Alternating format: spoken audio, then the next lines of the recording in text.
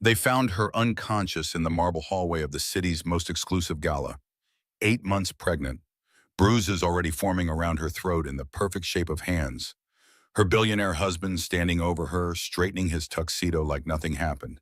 40 million people watched the security footage within hours. Everyone saw what he did. Everyone knew the truth. But here's what they didn't see. The $800 million revenge plan her father was already putting into motion. The evidence that would destroy a tech empire. The allies gathering in secret. And the moment this broken woman would transform into someone her abuser never saw coming.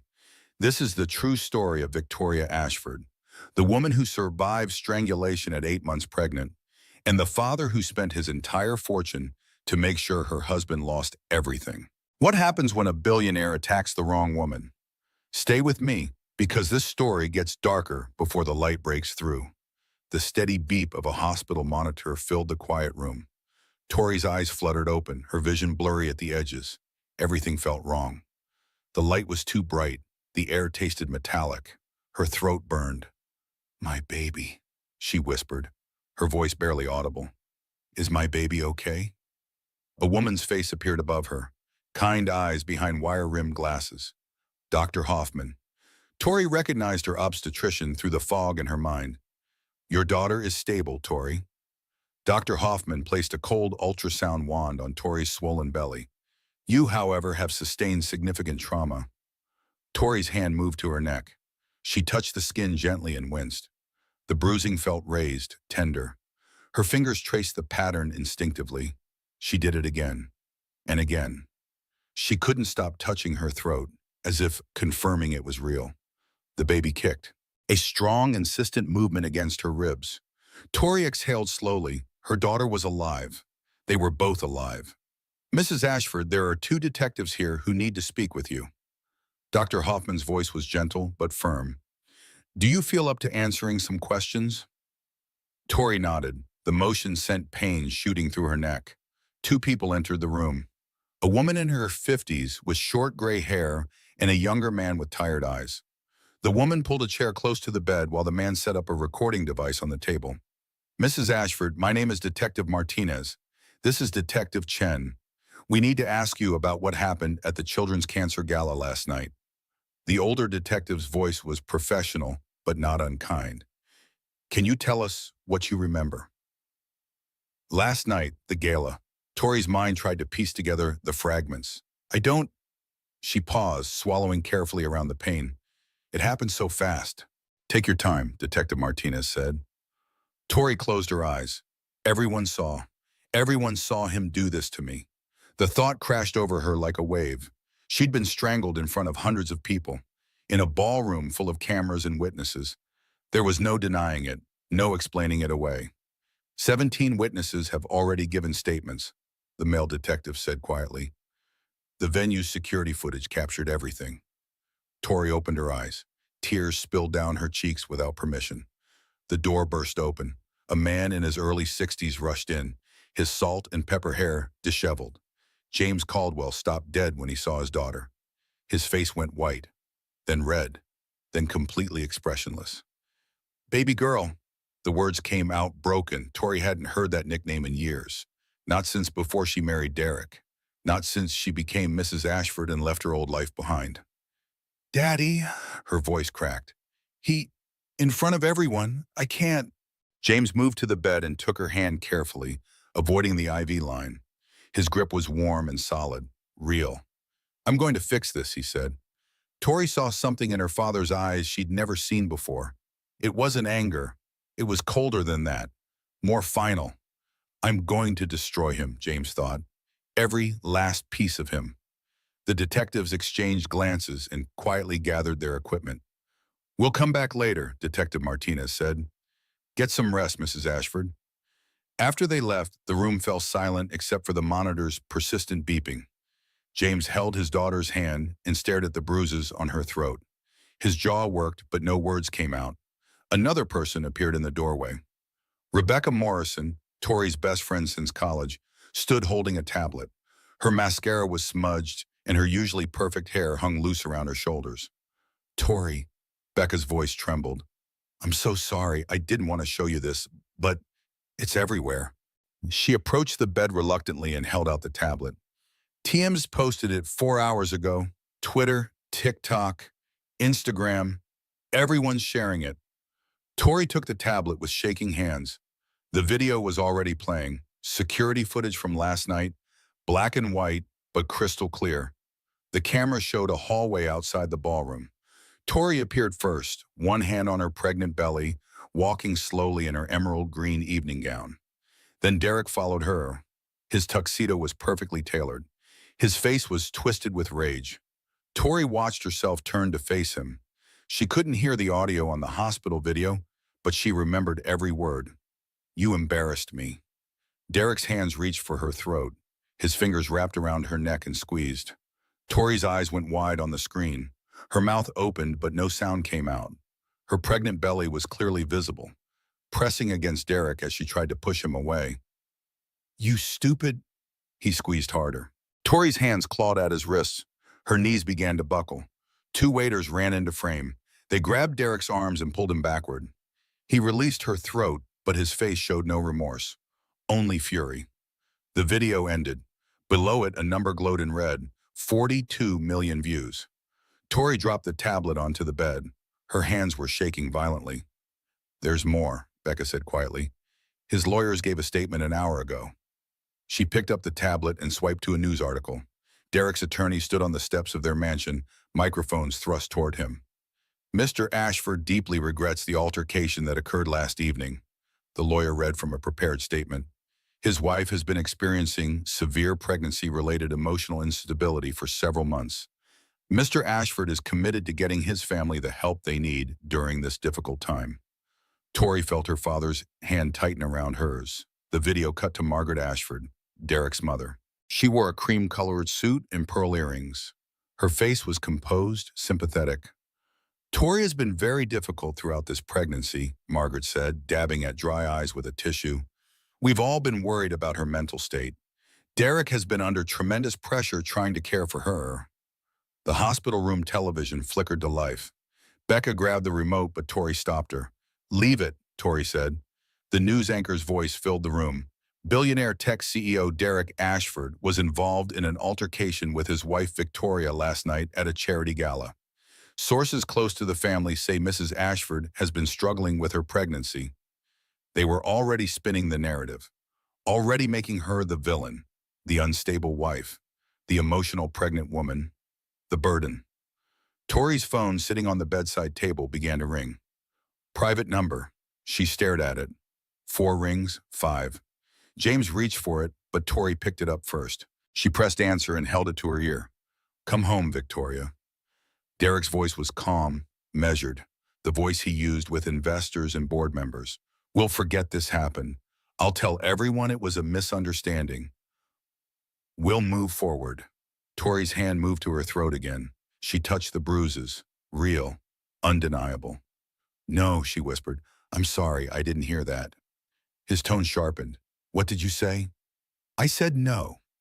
Silence on the other end, then a laugh, short and cold. "You don't get to say no to me, Victoria. I own you. I own that baby. You'll come home, or I'll make sure you lose everything." The line went dead. Tori lowered the phone slowly. She looked at her father and her best friend. Both of them were watching her with identical expressions of concern. "I'm not going back," Tori said. Her voice was stronger now, clearer. "I'm never going back." James leaned forward and kissed his daughter's forehead gently. "You won't have to," he said. "I promise you that." 6 hours earlier, Tori had stood in front of her walk-in closet trying to decide what to wear. The Children's Cancer Gala was one of the biggest charity events of the year. She'd been planning to attend for months, back when she still cared about these things, back when she still felt like herself. "Are you ready yet?" Derek's voice came from the bedroom. "We're going to be late." Tori pulled out a navy blue maternity gown. It had long sleeves and a modest neckline. Safe, appropriate. Derek appeared in the closet doorway.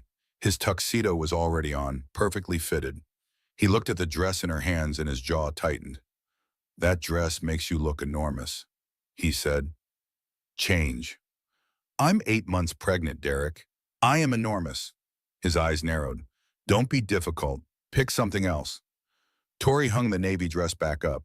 Her hands were already shaking. She knew this mood, the tightness around his eyes, the clipped words, warning signs she'd learned to read over 3 years of marriage. She pulled out a black dress, too formal, a burgundy one, too bright, a gray one, too dull. Jesus Christ, Victoria. Derek stepped into the closet. It's not that complicated. Just pick a fucking dress.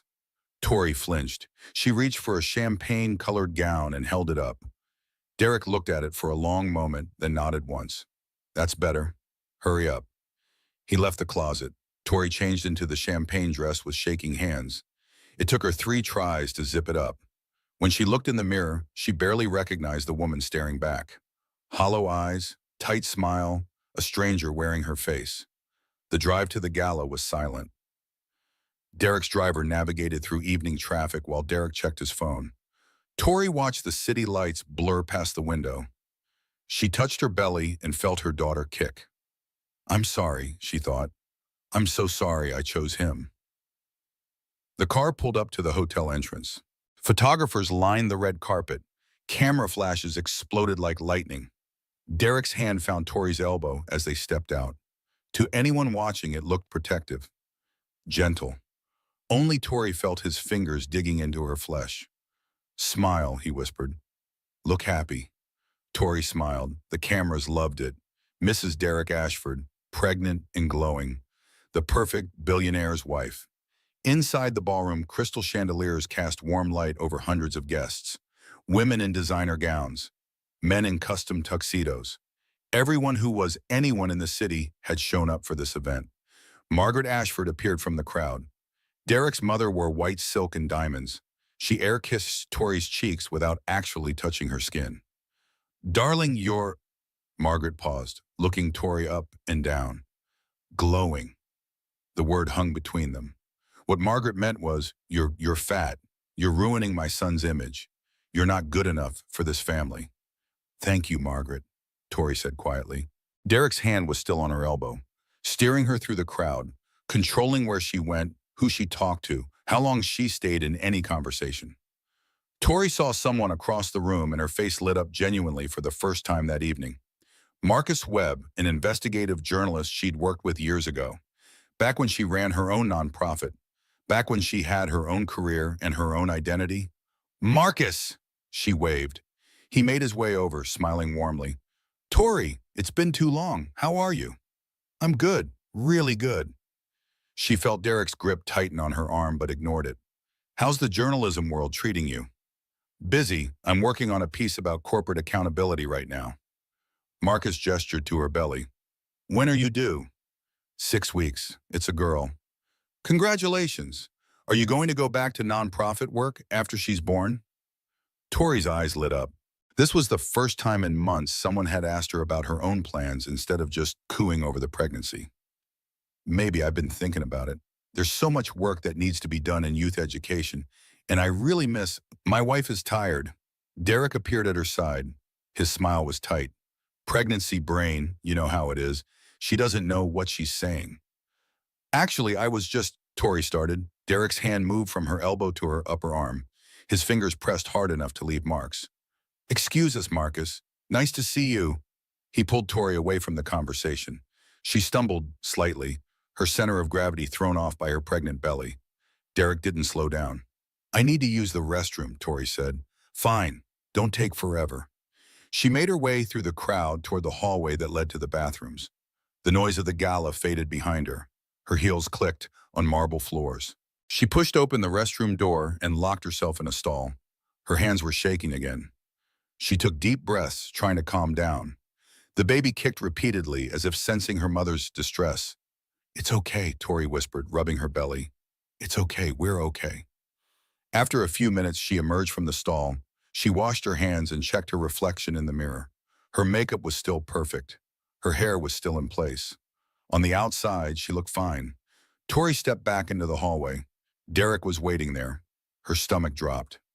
You made me look like an idiot, he said. His voice was low, controlled. Talking to that reporter about going back to work.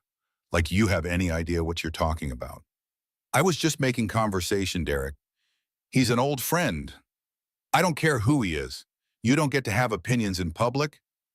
You don't get to contradict me. I wasn't contradicting you. I just, shut up. He stepped closer. Do you know how embarrassing it is to have a wife who can't keep her mouth shut? Who acts like she's still some nobody running a failed charity? Derek, people are right inside. They can hear. His hands shot out and grabbed her throat. Tori's back hit the cold marble wall. The chandelier overhead swayed slightly, casting dancing shadows. Derek's fingers pressed into her windpipe. She couldn't breathe. She clawed at his hands, trying to pry them away. The baby kicked frantically. Tori felt each movement like a scream. Help, help us, please. Derek's face was inches from hers. His breath smelled like whiskey. His eyes were black with rage. He squeezed harder.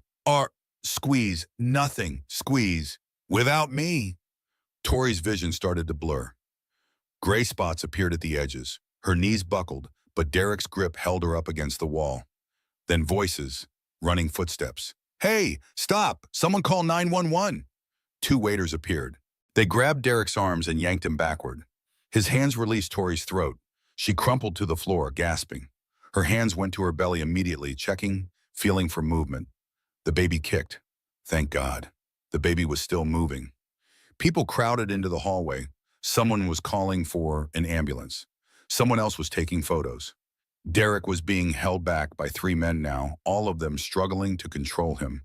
Tori looked up through tears. She saw Margaret standing at the edge of the crowd. Derek's mother had her phone out. She was recording, filming her son being restrained, filming Tori on the floor. Their eyes met for just a moment. Margaret's expression was blank. She lowered her phone slowly and put it in her purse. Then everything went dark. Tori woke up in the hospital bed again. How many times now? 3? 4? She lost count. Morning light filtered through the window. The monitor beeped steadily. Her throat ached. Her baby was still moving. Still alive. Someone was sitting in the chair beside her bed. Her father. He was awake, staring at his hands. He looked like he hadn't slept at all. Dad, Tori whispered him. James looked up. His eyes were red. How are you feeling? Like I got hit by a truck. She tried to smile, but it hurt. How long have you been here? All night. I wasn't going to leave you alone. Tori reached for the cup of water on the bedside table. James handed it to her carefully. She sipped slowly, the cool liquid soothing her damaged throat. The police want another statement, James said. But I told them it could wait. You need rest. Dad, I need to tell you something. Okay? This wasn't the first time. James went very still.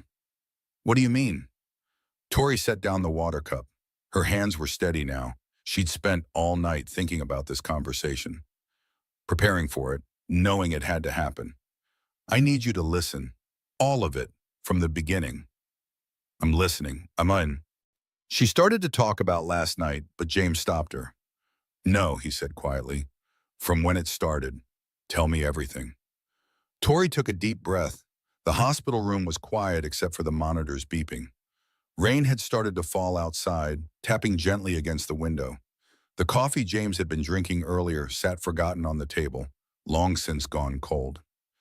6 months after we got married, Tori began, I asked him to come to my nonprofit's fundraiser. He said he was too busy with work. I said it was important to me. He threw his phone at the wall. James's jaw tightened, but he didn't interrupt. The phone shattered. Glass everywhere. He looked at it, then looked at me and said, Tori's voice caught. He said, look what you made me do. What did you do? James asked. I cleaned up the glass. I apologized. I told myself he was under a lot of pressure at work, that it was just a bad day. When was the next time? Tori closed her eyes, remembering. 3 months later. I wanted to visit you for Christmas. He said we had to spend it with his mother. I said maybe we could split the holidays. He punched a hole in the wall next to my head. The monitor beeped. The rain fell. James waited. Year 2, the objects he threw started getting closer to me. A glass that shattered near my feet.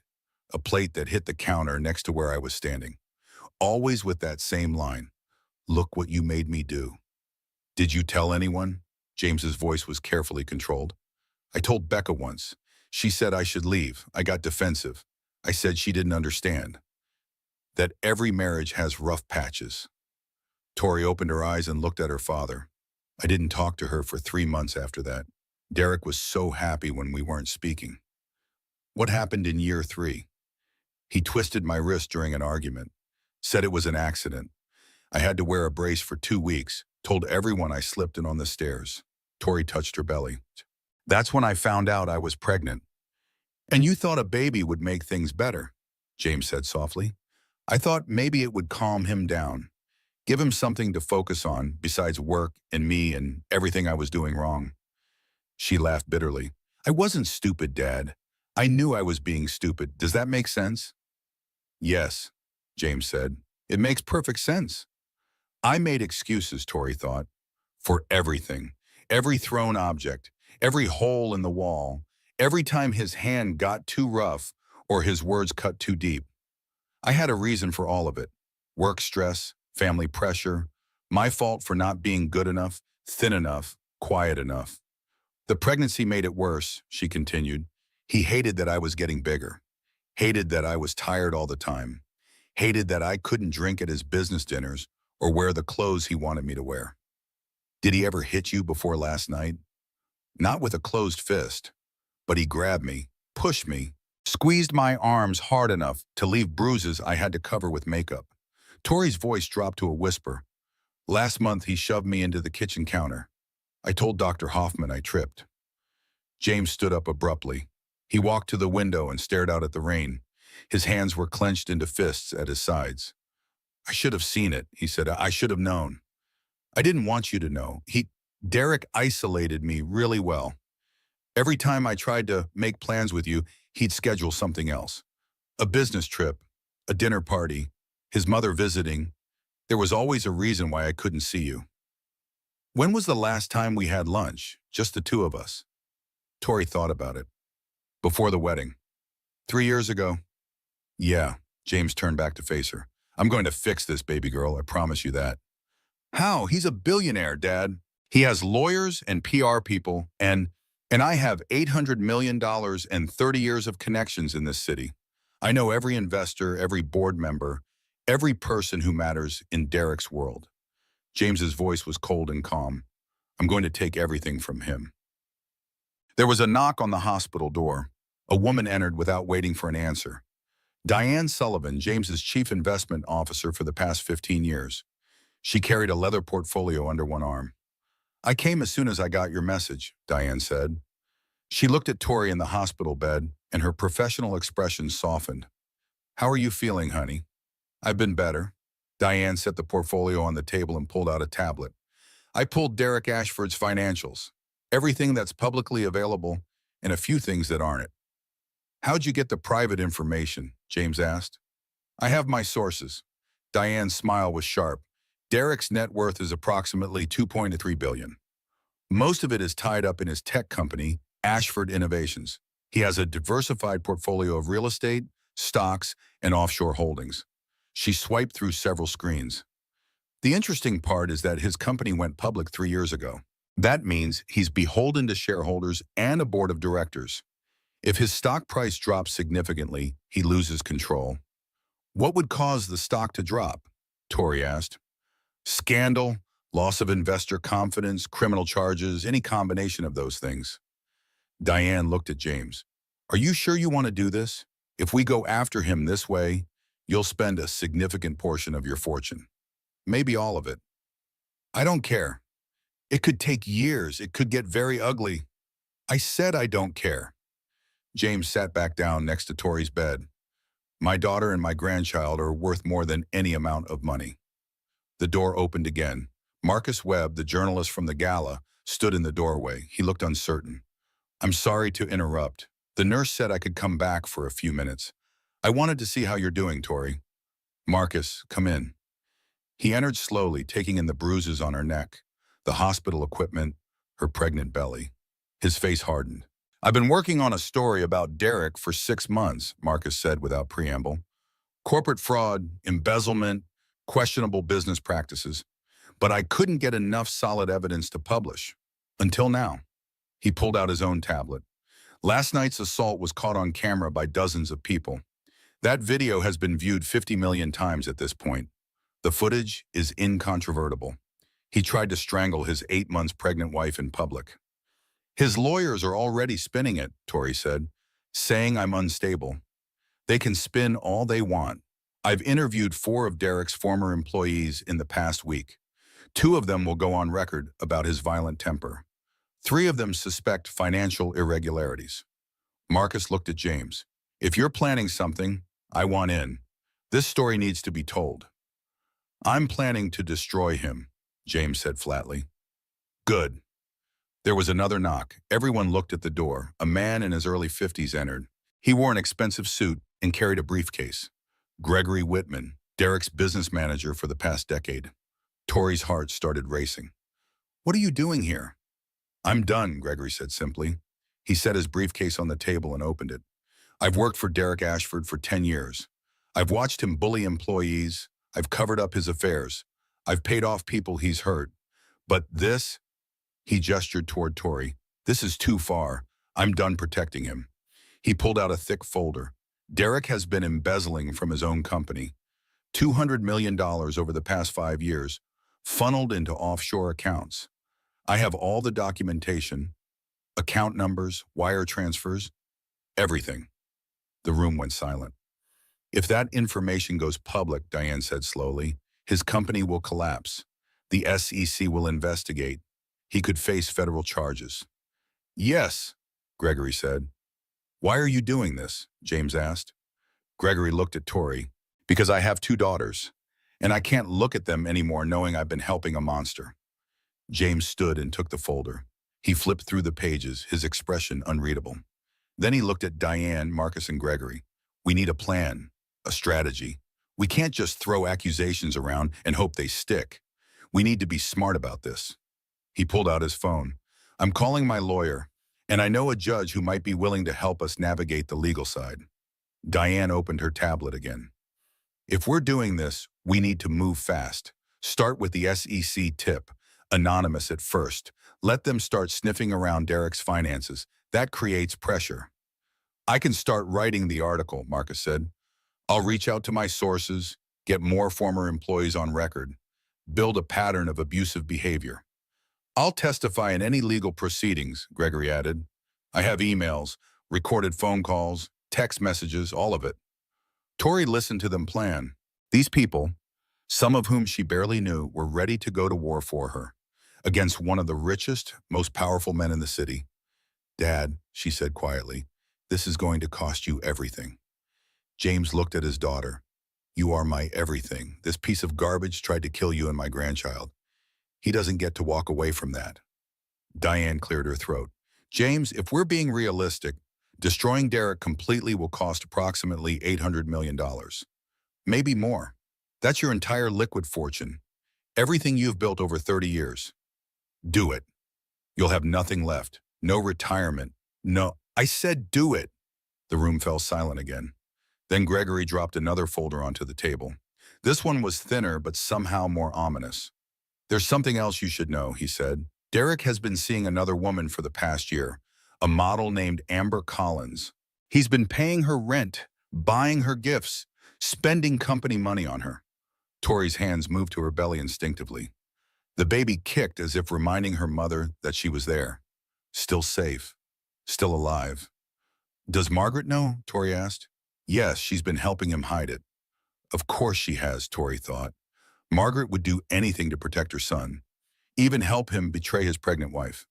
James looked at everyone in the room. We move forward, all of us. We take him down from every angle. Legal, financial, public opinion. We don't stop until he has nothing left. Agreed, Diane said. Agreed, Marcus echoed. Agreed, Gregory finished.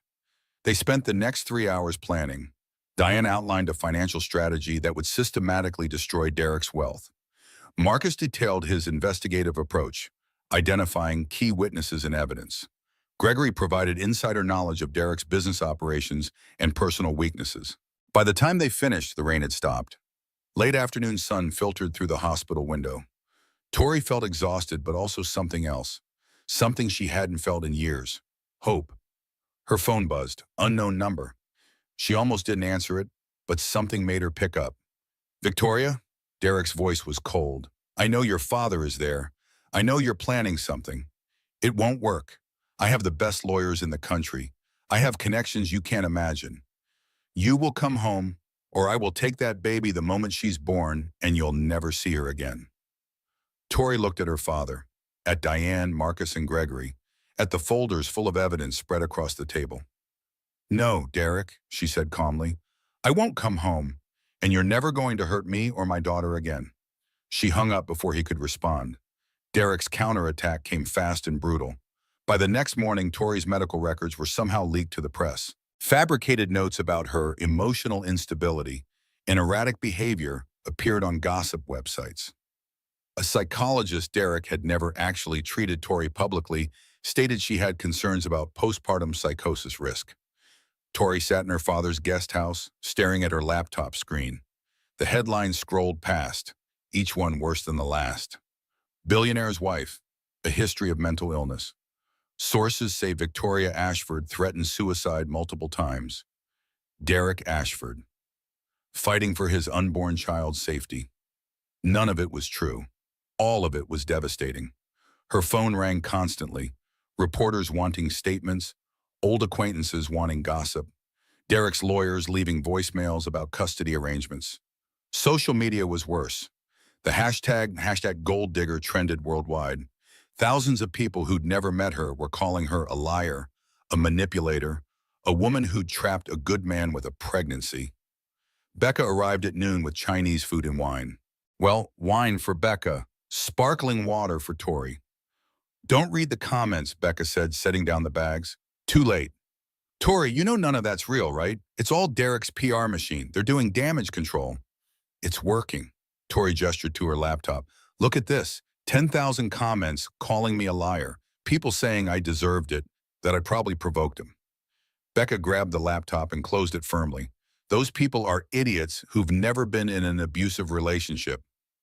They don't matter. They do matter. Derek's building a public case that I'm unstable, that I'm an unfit mother. When it goes to court, we'll have actual evidence. Medical records showing your injuries. Witnesses who saw him attack you. Gregory's financial documents. Marcus's investigative reporting. Becca opened the takeout containers. You need to eat. The baby needs you to eat. Tori picked at the fried rice. She wasn't hungry. She hadn't been hungry in days. Everything tasted like cardboard. Her phone buzzed with a new email notification. It was from her bank. She opened it and felt her stomach drop. He blocked me out of our joint accounts. What? All of them. Checking, savings, credit cards, everything. Tori scrolled through her banking app with shaking hands. I have $300 in my personal account. That's it. That bastard, he can't do that legally. He's doing it anyway. Tori set down her phone. How am I supposed to pay for a lawyer, for an apartment, after the baby's born, for anything? Your dad, my dad is spending everything he has to take Derek down. I can't ask him for more. Becca grabbed Tori's hands. Listen to me. You're not alone in this. You have people who love you and will help you. Money doesn't matter right now. Keeping you and that baby safe matters. There was a knock at the guest house door. Becca went to answer it. Dr. Hoffman stood on the doorstep, looking uncharacteristically nervous. I'm sorry to show up unannounced, she said, but I needed to see you in person, Tori. Come in. Is something wrong with the baby? No, the baby's fine. Dr. Hoffman sat down heavily. Derek's lawyers sent a cease and desist letter to my office this morning. They're threatening to sue me for releasing your medical records without permission. But you didn't release anything. I know that. You know that. But they're putting pressure on me to change my testimony, to say that your injuries could have been self-inflicted, that your emotional state has been unstable throughout the pregnancy. Tori felt ice spreading through her chest. Will you? Dr. Hoffman looked offended. Absolutely not. I documented everything, Tori. Every bruise you explained away as clumsiness, every injury that didn't match your story, every time you flinched when I touched your arm. I knew what was happening, even if you weren't ready to admit it. She pulled a thumb drive from her purse. This is a complete copy of your medical file, the real one, including photos I took of injuries you tried to hide, notes I made after our appointments. Everything. You could lose your license for this. Then I lose it. I became a doctor to help people. You're my patient, and you need help. Dr. Hoffman pressed the drive into Tori's hand. Use this. Show the truth. After she left, Tori held the thumb drive like it was made of gold. Here was evidence that couldn't be fabricated or spun. Medical proof of what Derek had done over 3 years of marriage. Her phone rang. Unknown number again. She almost didn't answer, but Becca nodded at her to pick it up. Hello? Mrs. Ashford, my name is Judge Patricia Brennan. Your father gave me your number. I hope you don't mind the intrusion. Judge Brennan, no, of course not. I wanted to call personally to let you know I've been assigned to your custody case. I can't discuss the details of the case itself, but I wanted you to know that I have a zero-tolerance policy for domestic violence. The judge's voice was firm. Make sure your lawyer files for emergency custody the day your daughter is born. Don't wait. I will, thank you. One more thing, document everything, every phone call, every text message, every interaction with Derek or his family. Everything matters in court. After Judge Brennan hung up, Tori looked at Becca. People are helping us, she said quietly. Dr. Hoffman, Gregory, Marcus, now a judge. Why? Because what Derek did to you was evil, and people recognize evil when they see it. Over the next week, James's strategy began to unfold. Diane filed an anonymous tip with the Securities and Exchange Commission about suspicious offshore accounts connected to Ashford Innovations. The SEC opened a preliminary investigation. Marcus reached out to former employees of Derek's company. 3 agreed to go on record about his violent temper and abusive management style. 2 more provided information about financial irregularities they'd witnessed. Gregory compiled his documentation. Bank statements, wire transfer records, emails where Derek explicitly discussed moving company money into personal accounts. And James started making phone calls. He called every major investor in Ashford Innovations, casually mentioned the SEC investigation, asked if they'd seen the viral video of Derek strangling his pregnant wife, wondered aloud about the company's future stability. He called business partners, suggested they might want to reconsider their deals with Derek, said he'd hate to see their reputations damaged by association. He called board members, reminded them of their fiduciary duty to shareholders, questioned whether Derek's personal problems were affecting his judgment. Within 5 days, Ashford Innovations stock dropped 12%. Derek didn't see it coming at first. He was too focused on the public relations battle on spinning the story of his unstable wife to notice the financial pressure building. But his investors noticed. Phone calls started coming in, concerned questions about the SEC inquiry, requests for meetings, thinly veiled threats about pulling funding. Derek's carefully constructed empire was starting to crack. 2 weeks after the gala incident, Tori sat in a conference room with her new lawyer, Catherine Mills. Catherine was 55, brilliant, and known for destroying abusive husbands in divorce court. Across from them sat Derek's legal team, 3 lawyers in expensive suits, led by Robert Chen, a man famous for defending the indefensible. My client is willing to be generous, Chen said, sliding papers across the table. He'll agree to a divorce with a settlement of $2 million. Mrs. Ashford will retain custody of the child with Derek receiving standard visitation rights. Catherine didn't even look at the papers. Absolutely not. I'm sorry? My client rejects your offer entirely. Mr. Ashford strangled his 8 months pregnant wife in front of hundreds of witnesses. He's currently under investigation for embezzlement. He's not getting anywhere near this child without supervised visitation, and the settlement will be substantially higher than $2 million. Chen's smile was condescending. Mrs. Ashford should consider her position carefully. She has no income, no assets of her own, and a history of mental health concerns. She has no history of mental health concerns. She has a history of being abused by your client. There's a difference. That's your opinion. It's documented fact. Catherine opened her own folder. We have 3 years of medical records showing injuries consistent with domestic violence. We have testimony from Dr. Sarah Hoffman describing a pattern of abuse. We have statements from multiple witnesses at the gala. We have video footage watched by 60 million people showing your client attempting to murder his wife. Tori watched Chen's face carefully. His smile didn't waver, but something flickered in his eyes. We also have something else, Catherine continued. She pulled out a recording device and pressed play. Derek's voice filled the conference room. I know your father is there. I know you're planning something. It won't work. I have the best lawyers in the country. I have connections you can't imagine. You will come home, or I will take that baby the moment she's born, and you'll never see her again. Tori's voice responded, No, Derek, I won't come home, and you're never going to hurt me or my daughter again. Catherine stopped the recording. That's witness intimidation and a threat. We have the phone records to prove it came from your client. The three lawyers on Derek's side exchanged glances. Chen cleared his throat. We'll need to discuss this with our client and get back to you. You do that, Catherine gathered her papers, and tell Mr. Ashford that if he contacts my client again in any way, I'll file for a restraining order so fast it'll make his head spin. They stood to leave. As Tori reached the door, Chen called out, One more thing, Mrs. Ashford. She turned back. Your father's little financial games won't work. Derek has resources beyond anything your dad can touch. This crusade you're on will end badly for everyone. Maybe, Tori said, but Derek will end worse. That evening, Tori sat in her father's home office while he worked through paperwork. The sun was setting outside, casting long shadows across the room. Dad, can I ask you something? Of course. Why are you doing this? Really? I know you love me, but $800 million? That's your entire life's work. James set down his pen and looked at his daughter. Do you remember your 10th birthday party?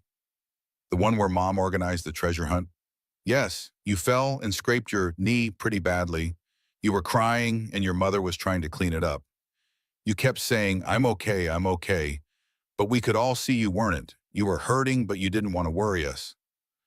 I don't remember that part. I do. Your mother looked at me and said, she gets that from you, always trying to be strong for everyone else. James's eyes were distant, remembering. You've been doing that your whole life, baby girl. Being strong, not complaining, not asking for help, even when you needed it desperately. I thought I could handle Derek, that I could fix him. I know, but you can't fix people who don't want to be fixed. You can only save yourself. He stood and walked to the window. When your mother was dying, she made me promise something. She said to take care of our girl. Don't let anyone hurt her. I failed that promise. I let Derek isolate you. I let him control you. I didn't see what was happening until it was almost too late. That's not your fault. Maybe not, but I can fix it now. That's what this money is for, Tori. It's not for yachts or fancy cars or any of that nonsense. It's for protecting the people I love. That's all that matters. Tori stood and hugged her father. She felt his arms wrap around her carefully, mindful of her pregnant belly. Thank you, Daddy. Don't thank me yet. We still have a long fight ahead. Later that night, Tori's phone buzzed with a new voicemail. She almost deleted it without listening, but the number looked familiar. She pressed play. A woman's voice, shaking and scared. Mrs. Ashford, my name is Jennifer Torres. I used to date Derek. Before you. He hurt me too. I signed a non-disclosure agreement.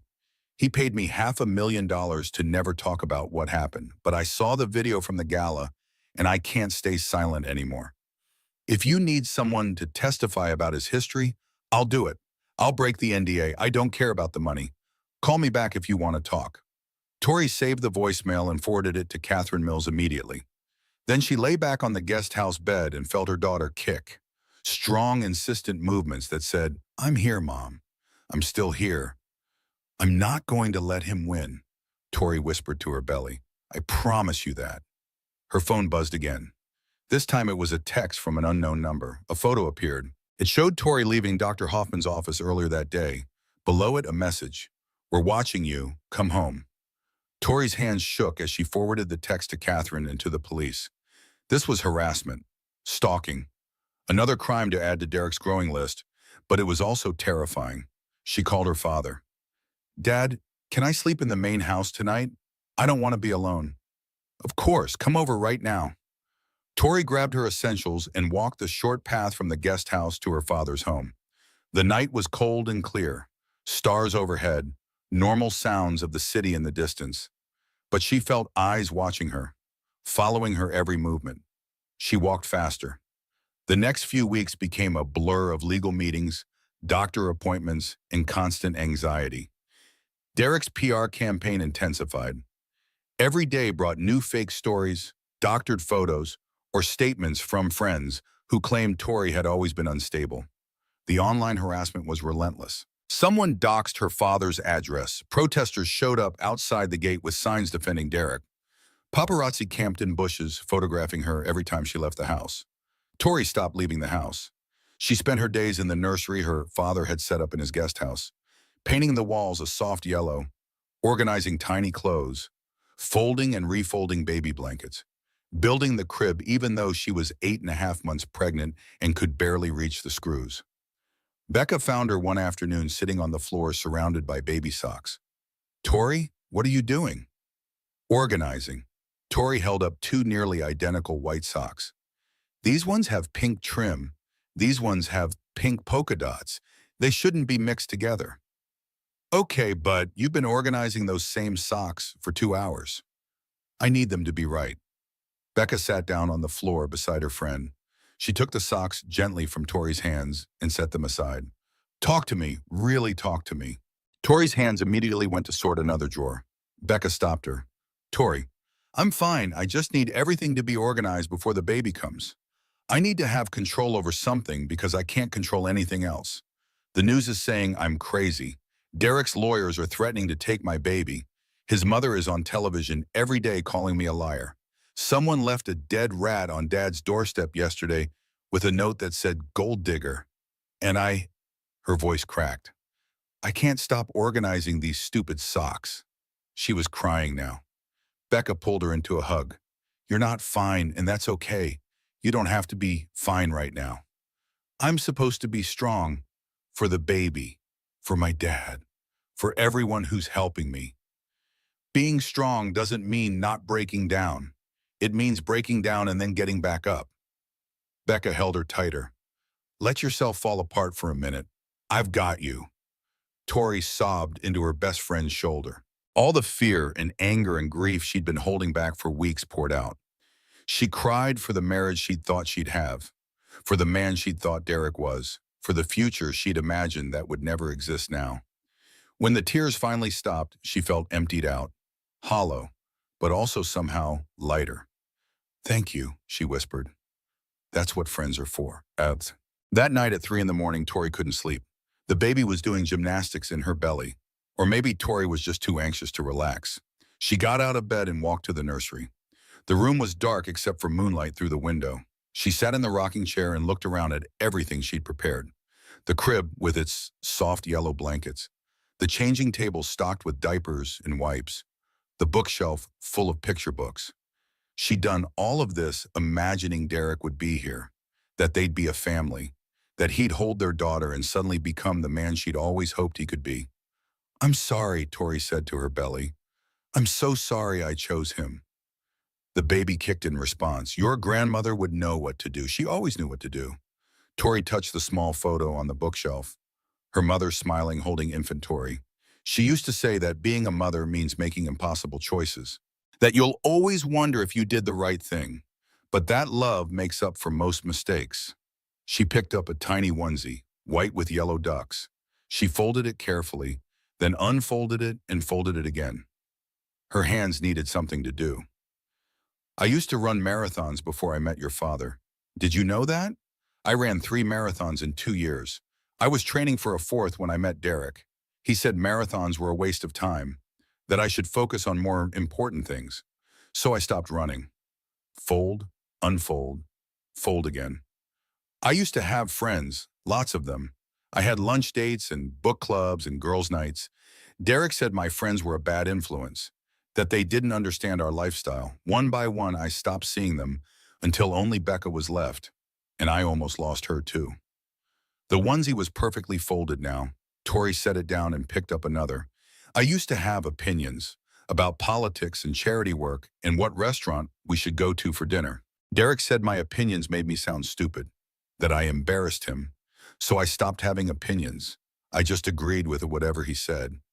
She realized she was crying again, silent tears running down her face. I used to be someone, baby girl. I was Victoria Caldwell. I ran nonprofits. I helped people. I was smart and capable and strong. Then I became Mrs. Derek Ashford, and I forgot how to be Victoria. The rain had started falling, but outside, soft pattering against the window. Tori's hands moved methodically, folding and organizing, creating order from chaos because it was the only thing she could control. Your grandfather is spending his entire fortune to protect us. Dr. Hoffman risked her medical license. Gregory quit his job. Marcus is writing articles that might get him sued. Becca defied Derek's cease and desist letter. All these people are fighting for us. She pressed her hand against her belly. And I'm sitting here folding baby clothes at 3 in the morning because I don't know what else to do. A memory surfaced, her mother's last coherent conversation before the cancer took her. They'd been sitting in the hospital room, much like the one Tori had woken up in after the gala. Her mother's hand was frail, almost translucent. Baby girl, promise me something. Anything, Mom. Never let anyone make you small. The world will try, men will try, even other women will try. They'll want you to shrink yourself down to make them comfortable. Don't do it. Take up space. Use your voice. Be big and loud and unapologetically yourself. I promise, Mom. But she'd broken that promise. She'd let Derek make her small. She'd shrunk herself down until there was almost nothing left. Tori stood up from the rocking chair. She walked to the window and looked out at the rain. Her reflection stared back at her, tired eyes, bruises fading on her throat. A pregnant belly that seemed impossibly large. But she was still here, still standing, still fighting. I broke my promise, she said to her mother's memory, but I can fix this. I can be big again. For both of us. The next morning, Tori had an appointment with Dr. Hoffman. She drove there with Becca, taking back roads to avoid paparazzi. Dr. Hoffman did the usual checkup, blood pressure, heart rate, measuring the belly, then the ultrasound. Your daughter is doing great, Dr. Hoffman said, pointing at the screen. Good, strong heartbeat. She's in position. You could go into labor anytime now. How's everything else? Tori asked carefully. Dr. Hoffman's expression became serious. She adjusted the ultrasound wand slightly. Tori, there's bruising on your cervix from the assault at the gala. It's healing, but it's still visible. Will she be okay? The baby? The baby is fine, but you're at increased risk during delivery. If there are complications, the bruising could cause additional bleeding. She paused. More importantly, if Derek gets anywhere near you, if he stresses you out or threatens you, it could trigger early labor. Your body is already under tremendous strain. So what do? You stay away from him, completely.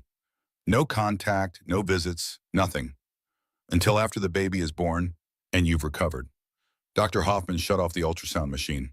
I'm going to document all of this for your custody case. The court needs to know that Derek's violence has had lasting physical effects beyond the visible bruises.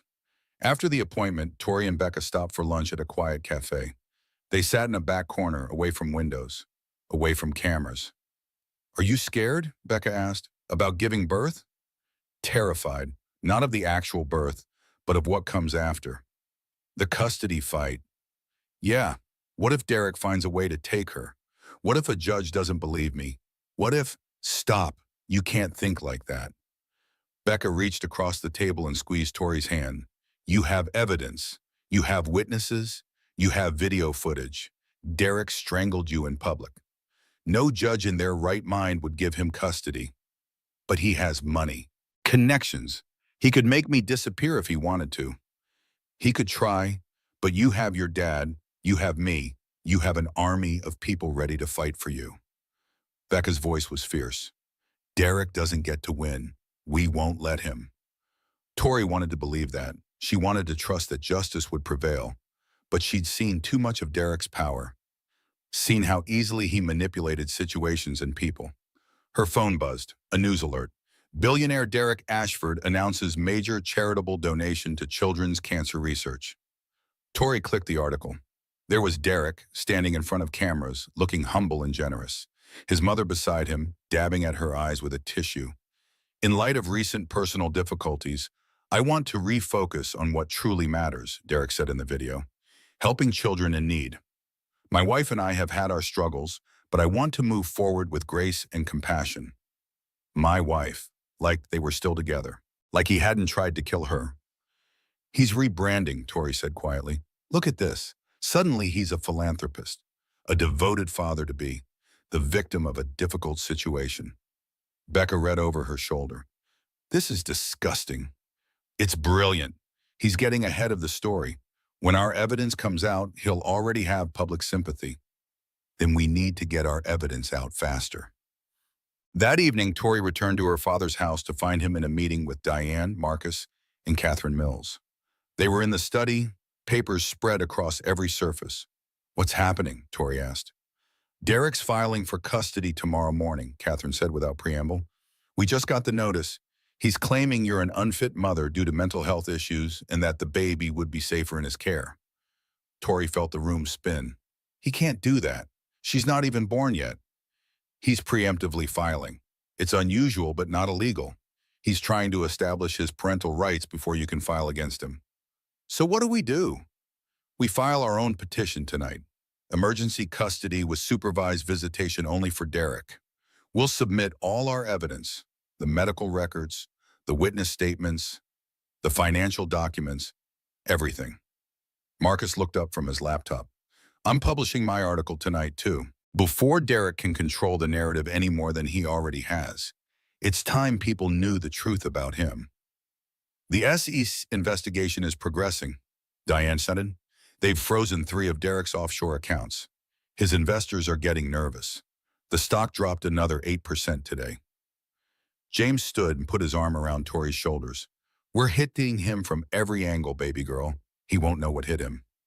What if it's not enough? Tori's voice was small. What if he still wins? He won't, her father said firmly. I promise you that. Time. At 9 o'clock that night, Marcus Webb's article went live on the website of a major national newspaper. The headline read, The Real Derek Ashford, a Pattern of Violence, Abuse, and Financial Crime. Tori sat with Becca and her father reading it on her laptop. Marcus had done his job well. The article detailed Derek's history of violent behavior, starting with his college years when he'd been suspended for fighting. It included statements from 4 ex-girlfriends, all of whom described similar patterns of control, isolation, and escalating violence. Jennifer Torres was quoted extensively. She described the night Derek had broken her wrist and then paid her $500,000 to sign an NDA and disappear from his life. 3 former employees talked about witnessing Derek's explosive temper at work. One described him throwing a laptop at an intern's head. Another detailed how Derek had verbally abused his female assistant until she quit without notice. The article included stills from the gala security footage. Derek's hands around Tori's throat, her pregnant belly clearly visible, her face contorted in fear and pain. Then it detailed the financial irregularities, the offshore accounts, the suspicious wire transfers, the $200 million that couldn't be accounted for. Gregory Whitman was quoted, I worked for Derek Ashford for 10 years. I watched him become a monster. I watched him hurt people and pay them off. I watched him steal from his own company. And I did nothing because I was afraid. But I'm not afraid anymore. The truth needs to be told. The article ended with a simple statement. Derek Ashford strangled his 8 months pregnant wife in public. This was not an isolated incident. This was not a moment of madness. This was the inevitable result of years of unchecked violence enabled by money and power. Victoria Ashford survived. Many of Derek's victims were not so fortunate. Within an hour, the article had been shared 10,000 times. Within 2 hours, Derek's company issued a statement denying everything and threatening legal action. Within 3 hours, 2 more women had come forward with their own stories of abuse. By midnight, Derek's stock had dropped another 15%. Tori read and reread the article. Seeing her story told so clearly, so publicly, was both terrifying and liberating. There was no going back now. The truth was out there for everyone to see. Her phone rang. Unknown number. She answered it anyway. You've made a huge mistake. Derek's voice was ice cold. That article is full of lies. I will sue that reporter into poverty. I will sue you. I will sue your father. And when I'm done, I will take our daughter and you will never see her again. You don't scare me anymore, Tori said. Her voice was steady. I should because you have no idea what I'm capable of. I know exactly what you're capable of. The whole world knows now. The world will forget in a week. Celebrity scandals always blow over. But I don't forget, and I don't forgive. Good, Tori said. Neither do I. She hung up and blocked the number. Becca was staring at her. That was incredibly brave. No, it was necessary. Tori stood up. I need to go to bed. I have a feeling tomorrow is going to be a very long day. She was right. The next morning, Tori woke up to her phone exploding with notifications. Derek's lawyers had filed their custody petition as promised. But Catherine Mills had filed Tori's petition at midnight, getting it in first. Emergency hearing scheduled for 2 days from now. Judge Patricia Brennan presiding. Tori read through the legal documents with Catherine in her father's study. The words seemed to blur together. Unfit mother, mental instability, risk to child, supervised visitation. They're asking for full custody, Tori said, with me only getting supervised visits. Yes, and we're asking for the exact opposite, full custody to you with supervised visits only for Derek. Catherine flipped through papers efficiently.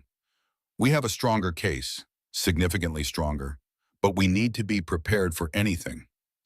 There was a commotion outside, raised voices, someone shouting. James went to the window and looked out. There are news vans outside the gate, at least 20 of them. Marcus's article had done its job. The media circus had officially begun.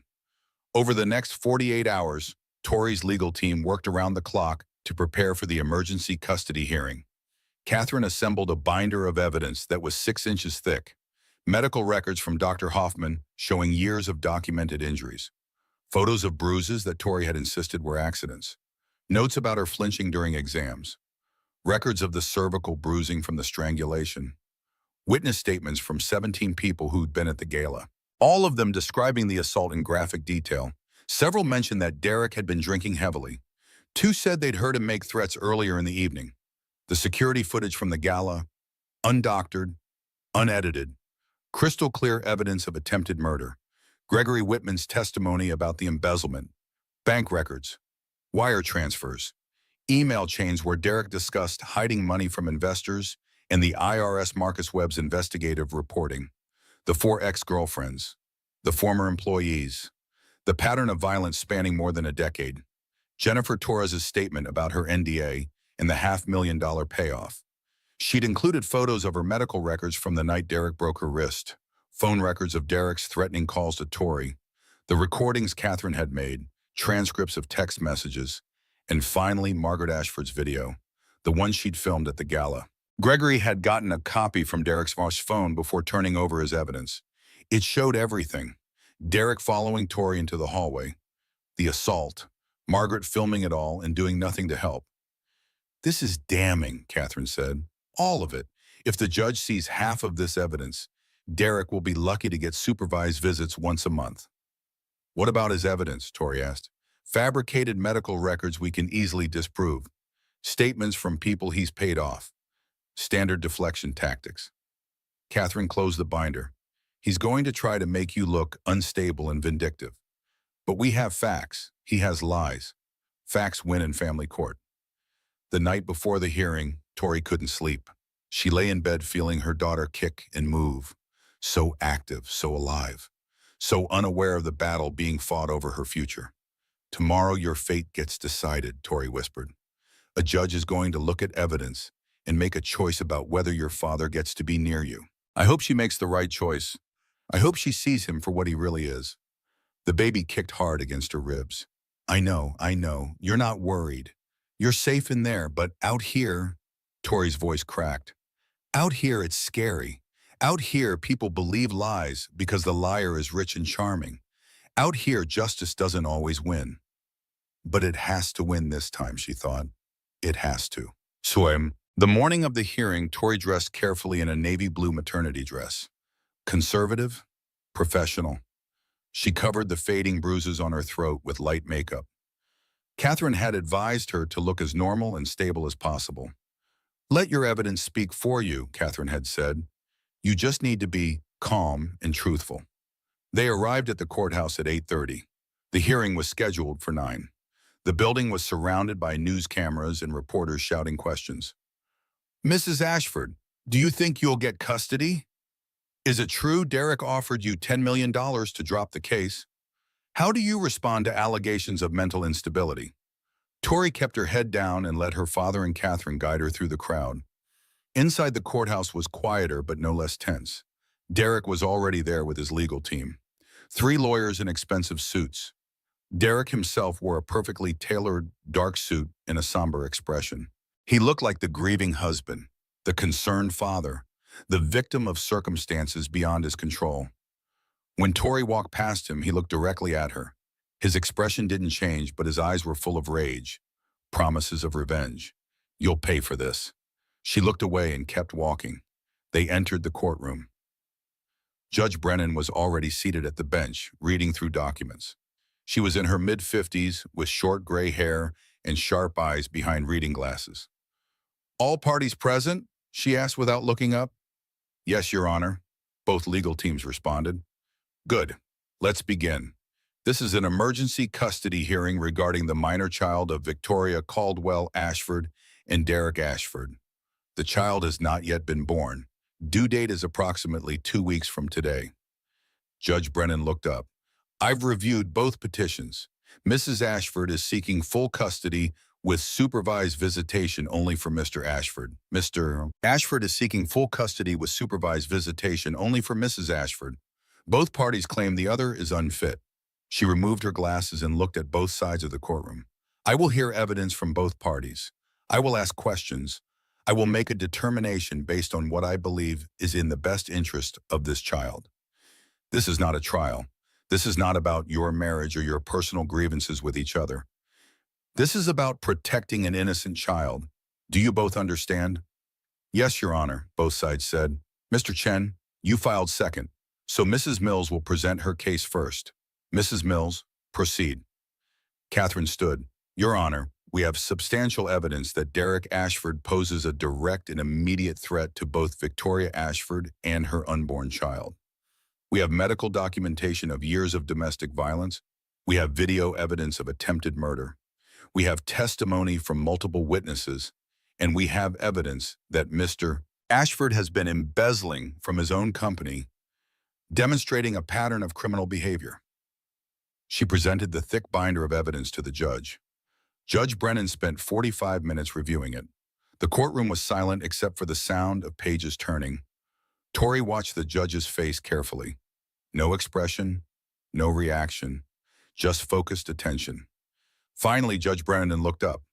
Mr. Chen, does your client dispute that he physically assaulted Mrs. Ashford at the Children's Cancer Gala on the evening of October 1st? Your Honor, my client admits that an unfortunate altercation occurred. However, he maintains that his wife was experiencing a mental health crisis and he was attempting to restrain her for her own safety and the safety of their child. He was attempting to restrain her by strangling her. My client denies strangling Mrs. Ashford. He placed his hands on her shoulders to calm her down. She pulled away violently and injured herself. Judge Brennan played the security footage on the courtroom's large screen. Everyone watched as Derek's hands wrapped around Tori's throat, watched as she clawed at his hands, watched as her knees buckled. That does not appear to be a man placing his hands on someone's shoulders, Mr. Chen. Chen stood. Your Honor, the video can be interpreted multiple ways. My client maintains. Your client maintains that reality is not reality. I'm not interested in his interpretations. Judge Brennan turned to Catherine. Call your first witness. Dr. Sarah Hoffman took the stand. She was sworn in, and Catherine began questioning her. Dr. Hoffman, how long have you been Victoria Ashford's obstetrician? 2 years, since she first became pregnant. During that time, did you observe any signs of physical abuse? Yes, multiple instances. Dr. Hoffman pulled out her notes. At her 8-week appointment, At a point, Victoria had bruising on her upper arms consistent with being grabbed forcefully. She said she'd bumped into a door. At 16 weeks, she had a black eye. She said she'd fallen. At 20 weeks, she had bruising on her ribs. She said she'd slipped in the shower. Did you believe these explanations? No, the injuries weren't consistent with the stories. Also, Victoria would flinch when I touched her arm or moved too quickly near her. That's a classic sign of abuse. Did you document your concerns? Yes, in her medical file. I also took photographs with her permission. Dr. Hoffman held up a folder. I have copies here. Catherine submitted the photos as evidence. Judge Brennan reviewed them carefully. Dr. Hoffman, after the assault on October 1st, you examined Mrs. Ashford. What did you find? Severe bruising on her throat in a pattern consistent with strangulation, petechial hemorrhaging in her eyes, damage to her trachea, and bruising on her cervix from the trauma of the assault. Is the cervical bruising significant? Yes, it indicates that the force used during the strangulation was severe enough to cause internal injuries. It also puts her at increased risk during labor and delivery. In your medical opinion, does Derek Ashford pose a danger to Victoria Ashford and her unborn child? Absolutely. Strangulation is one of the strongest predictors of future lethal violence in domestic abuse cases. If he attempted to kill her once, statistically, he's very likely to try again. Thank you, Dr. Hoffman. Chen stood for cross-examination. Dr. Hoffman, you're not a psychiatrist, correct? Correct. So you're not qualified to assess Mrs. Ashford's mental state. I can assess whether she's experiencing psychological distress. And yes, she's been under tremendous stress. That's normal for someone experiencing domestic violence. But you can't rule out that she has underlying mental health issues that contributed to the altercation. There's no altercation to contribute to. Her husband tried to strangle her. That's a crime, not an altercation. Judge Brennan nodded slightly. Next witness, Mrs. Mills. Jennifer Torres took the stand next. She was 32, blonde, and visibly nervous. Catherine approached her gently. Ms. Torres, how do you know Derek Ashford? I dated him for 8 months. This was 5 years ago before he met Victoria. Can you describe your relationship with him? Jennifer took a deep breath. It started well. He was charming, generous, attentive. But after about 3 months, things changed. He started getting angry over small things, controlling where I went, who I talked to. He'd check my phone constantly, make me send him photos to prove where I was. Did he ever become physically violent? Yes, one night we were at dinner and I was talking to the waiter, just being friendly. When we got home, Derek accused me of flirting. I said I wasn't. He grabbed my wrist and twisted it until I heard something crack. Jennifer's voice shook. He drove me to the hospital and told them I'd fallen. Then he paid me $500,000 to sign a non-disclosure agreement and never talk about what happened. Why are you talking about it now? Because I saw the video of what he did to Victoria. She's pregnant and he tried to kill her. I couldn't stay silent anymore. Chen's cross-examination was brutal. Ms. Torres, you signed a legally binding contract agreeing not to discuss your relationship with Mr. Ashford. Yet here you are violating that contract. Doesn't that make you a liar? No, it makes me someone who values human life over money. You're facing a lawsuit for breaking the NDA. My client could sue you for millions. Doesn't that suggest you have a financial motive for testifying? Perhaps Mrs. Ashford's father is paying you? Nobody's paying me. I'm here because it's the right thing to do. Or because you're bitter about your failed relationship and want revenge. I'm here because Derek Ashford is dangerous and someone needs to stop him. Judge Brennan interrupted. Mr. Chen, move on. 3 former employees testified next. All of them described Derek's explosive temper, his abusive language, his tendency toward violence. One man described watching Derek throw a computer monitor at a wall because the presentation wasn't perfect. A woman described being cornered in a conference room while Derek screamed at her for 20 minutes about a missed deadline.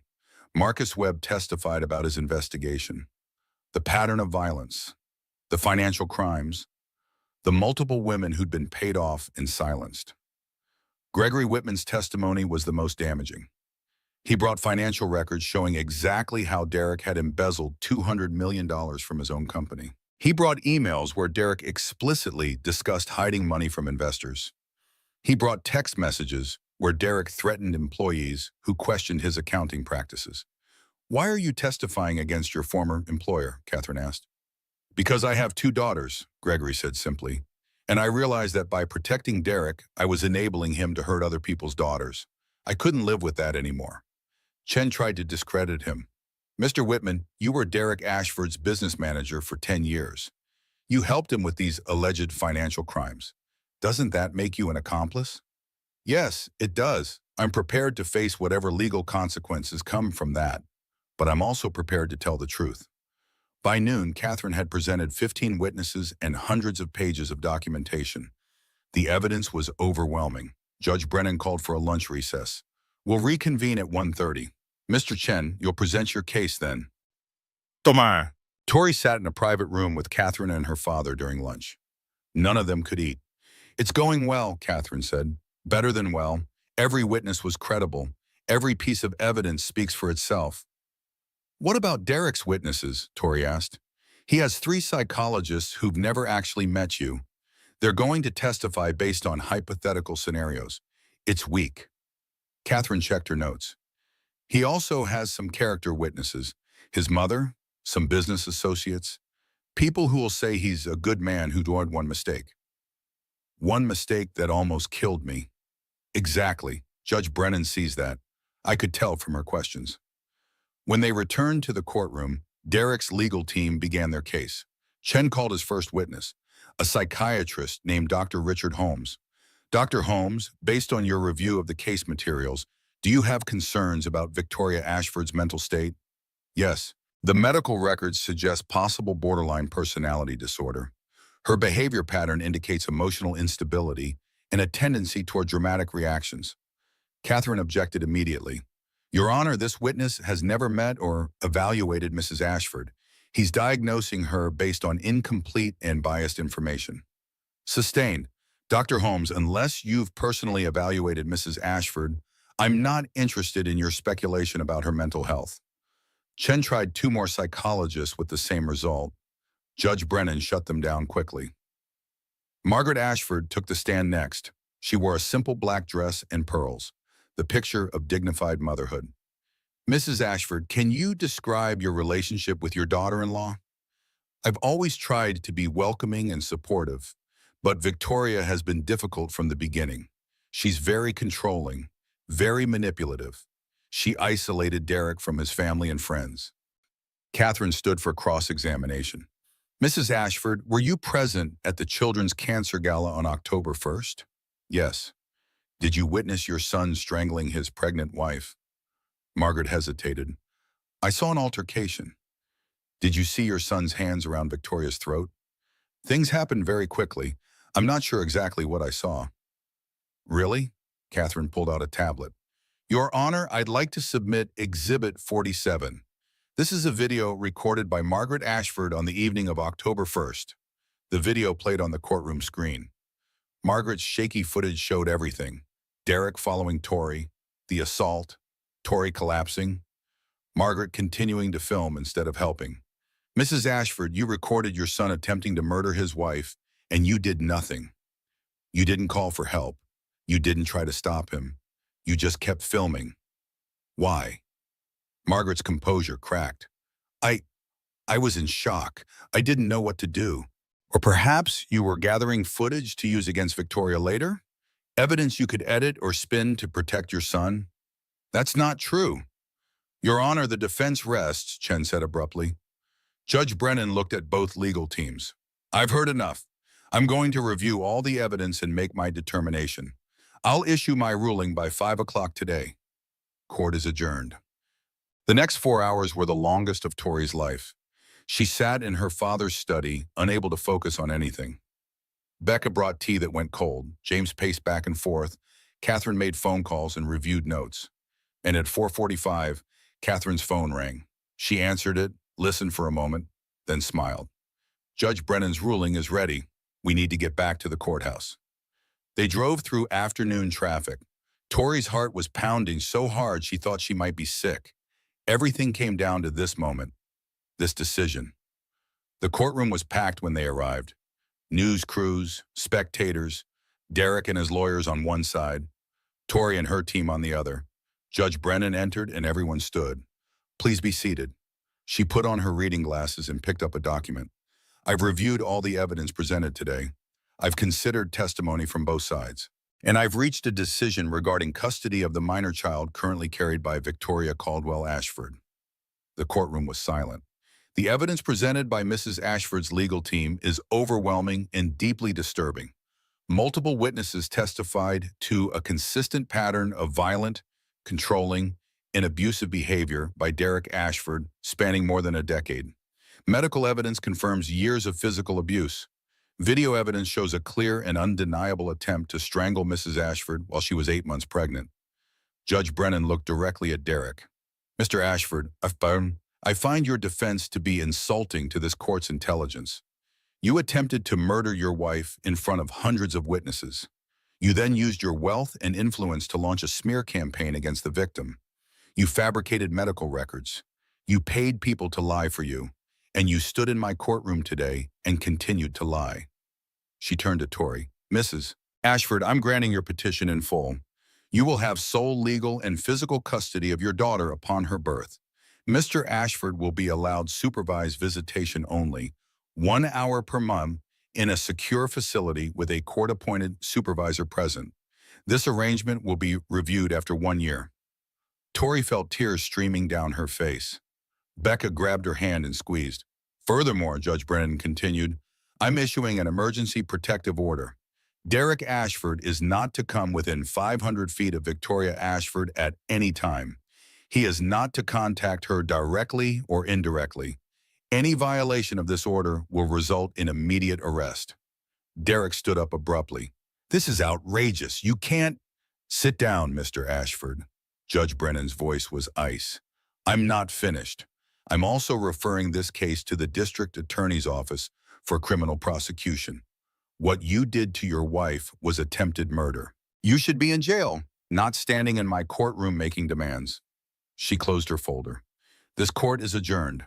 Mrs. Ashford, I wish you and your daughter all the best.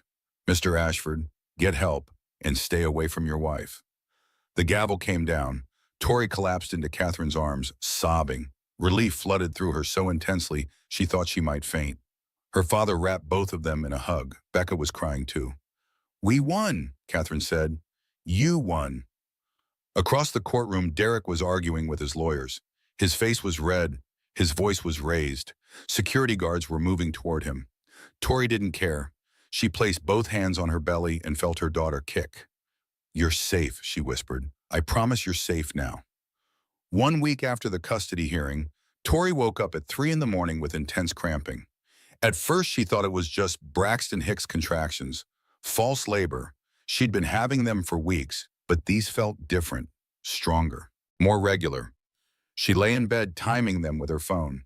5 minutes apart, then 4, then 3.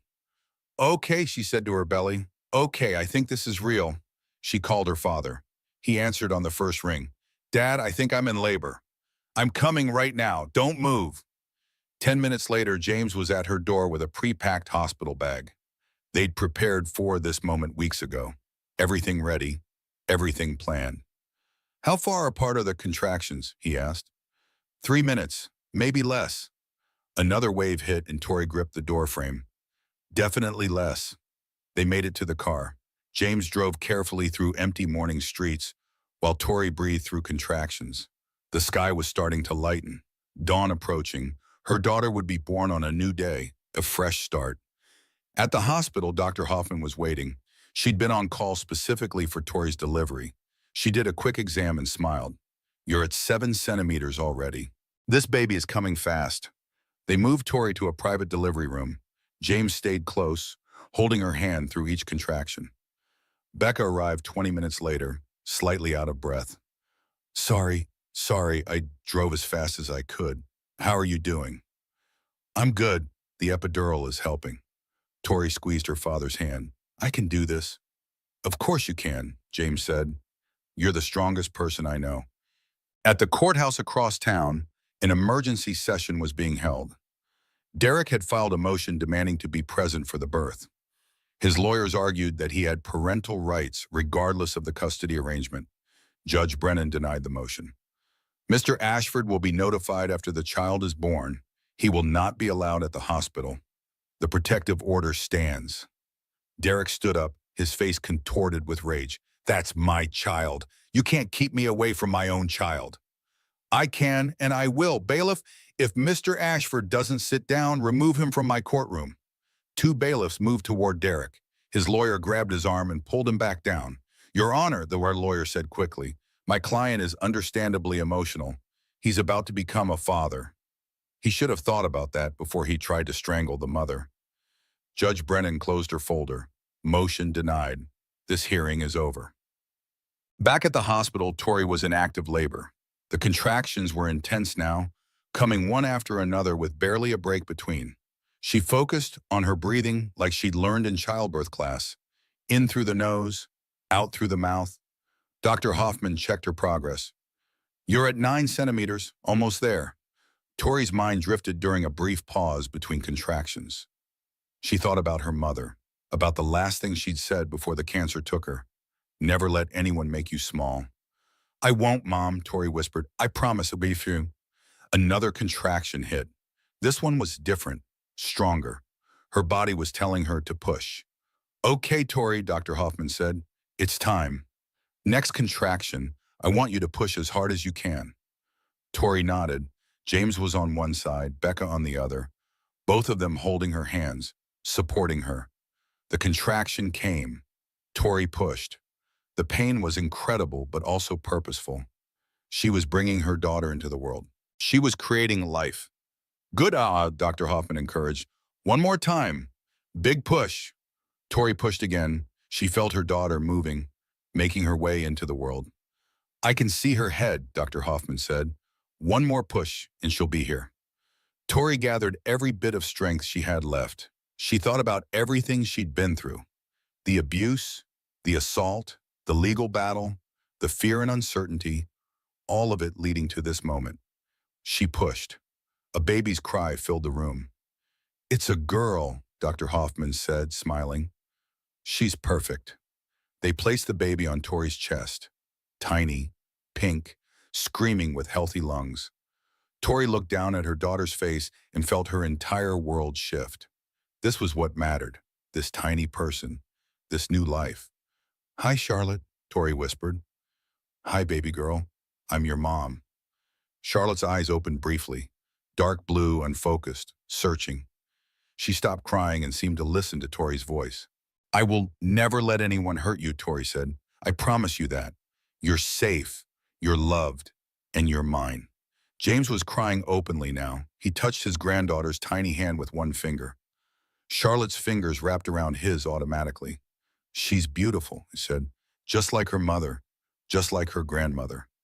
Becca was taking photos with her phone, tears streaming down her face. I can't believe she's really here. She's really here, Tori repeated. And suddenly everything that they'd been fighting for became clear.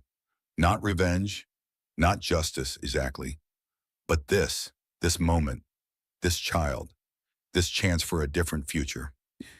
4 hours later, Tori was resting in a private recovery room. Charlotte was sleeping in a bassinet beside the bed, tiny and perfect, and completely unaware of the battle that had been fought over her. A nurse came in with paperwork. We need to notify the father of the birth. It's hospital policy. Go ahead, Tori said. She wasn't afraid anymore. Derek couldn't hurt her here. He couldn't take Charlotte. The law was on her side now. The nurse made the call while Tori watched. She could hear Derek's voice on the other end, demanding, angry. The nurse calmly explained the visiting restrictions due to the protective order. Mr. Ashford, you'll receive official notification from the court regarding supervised visitation. For now, you're not permitted at the hospital. She hung up despite his protests. He's not happy, the nurse said diplomatically. I don't care, Tori replied. An hour later, a court clerk arrived with official documents. Judge Brennan's emergency custody order had been updated to reflect Charlotte's birth. Tori had sole legal and physical custody effective immediately. Derek's supervised visitation would begin in 1 month after Tori had time to recover. Catherine Mills called to congratulate her. "How are you feeling?" "Tired, happy, relieved." "Good, because I have news. The district attorney is moving forward with criminal charges against Derek. Attempted murder, assault, witness intimidation. The trial is scheduled for 4 months from now." "Will I have to testify?" "Yes, but we'll prepare you thoroughly, and you'll have Charlotte by then. You'll have something concrete to fight for." After Catherine hung up, Tori looked down at her sleeping daughter. Charlotte's tiny chest rose and fell steadily. Her little fists were curled up near her face. She was real, solid, the most important thing in the world. "Your father wanted to control everything," Tori said softly. "He wanted to control me, control you, control the narrative. But he can't control reality. You're here, you're mine." And he lost. While Tori was in the hospital recovering with her newborn daughter, Derek's carefully constructed empire began to collapse. The SEC investigation had been moving quietly in the background for weeks. Now it exploded into public view. Federal agents raided Ashford Innovations headquarters, seizing computers and financial records. Offshore accounts were frozen. Bank statements were subpoenaed. The evidence was overwhelming. Derek had embezzled $210 million from his own company over 5 years. He'd used investor money for personal expenses. He'd falsified quarterly reports. He'd lied to shareholders and the board of directors. Within 24 hours of Charlotte's birth, the board of directors called an emergency meeting. Derek arrived at his office building to find federal agents in the lobby, employees packing boxes. Reporters camped outside with cameras. In the boardroom, 12 board members sat waiting. Their faces were grim. Diane Sullivan was there too, representing James Caldwell's significant investment in the company. "Derek, sit down," the chairman said. "What the hell is going on? Why are there federal agents in my building?" "Because you've been stealing from this company for years." The chairman slid a folder across the table. "We've seen the evidence, the offshore accounts, the wire transfers, all of it." Derek's face went pale, then red. "This is James Caldwell's doing. He's trying to destroy me because I divorced his daughter." "You didn't divorce her. She divorced you, after you tried to murder her." Diane's voice was ice cold. "And James didn't fabricate $200 million in theft. You did that all by yourself." "I built this company. My father started it, and I made it a billion-dollar success. You can't just—" "Actually, we can." The chairman stood. "Derek Ashford, effective immediately, you are terminated from Ashford Innovations. You are removed from the board of directors. You are stripped of all stock options and benefits. Security will escort you from the building." "You can't do this." "We already have." The vote was unanimous. Derek looked around the table. Every person he'd worked with for years, every board member he'd thought he controlled, all of them were staring at him with identical expressions of disgust. "My father would be ashamed," Derek said desperately. "He built this company with his bare hands. You're destroying his legacy." "No," Diane said quietly. "Your father would be ashamed of you. You destroyed his legacy yourself." 2 security guards entered the boardroom. Derek looked at them, at the board members, at Diane. His face twisted with rage. "This isn't over. I'll sue all of you. You'll do nothing." The chairman nodded at security. "Get him out of here." They escorted Derek from the building. Employees watched silently as the former CEO walked past in handcuffs.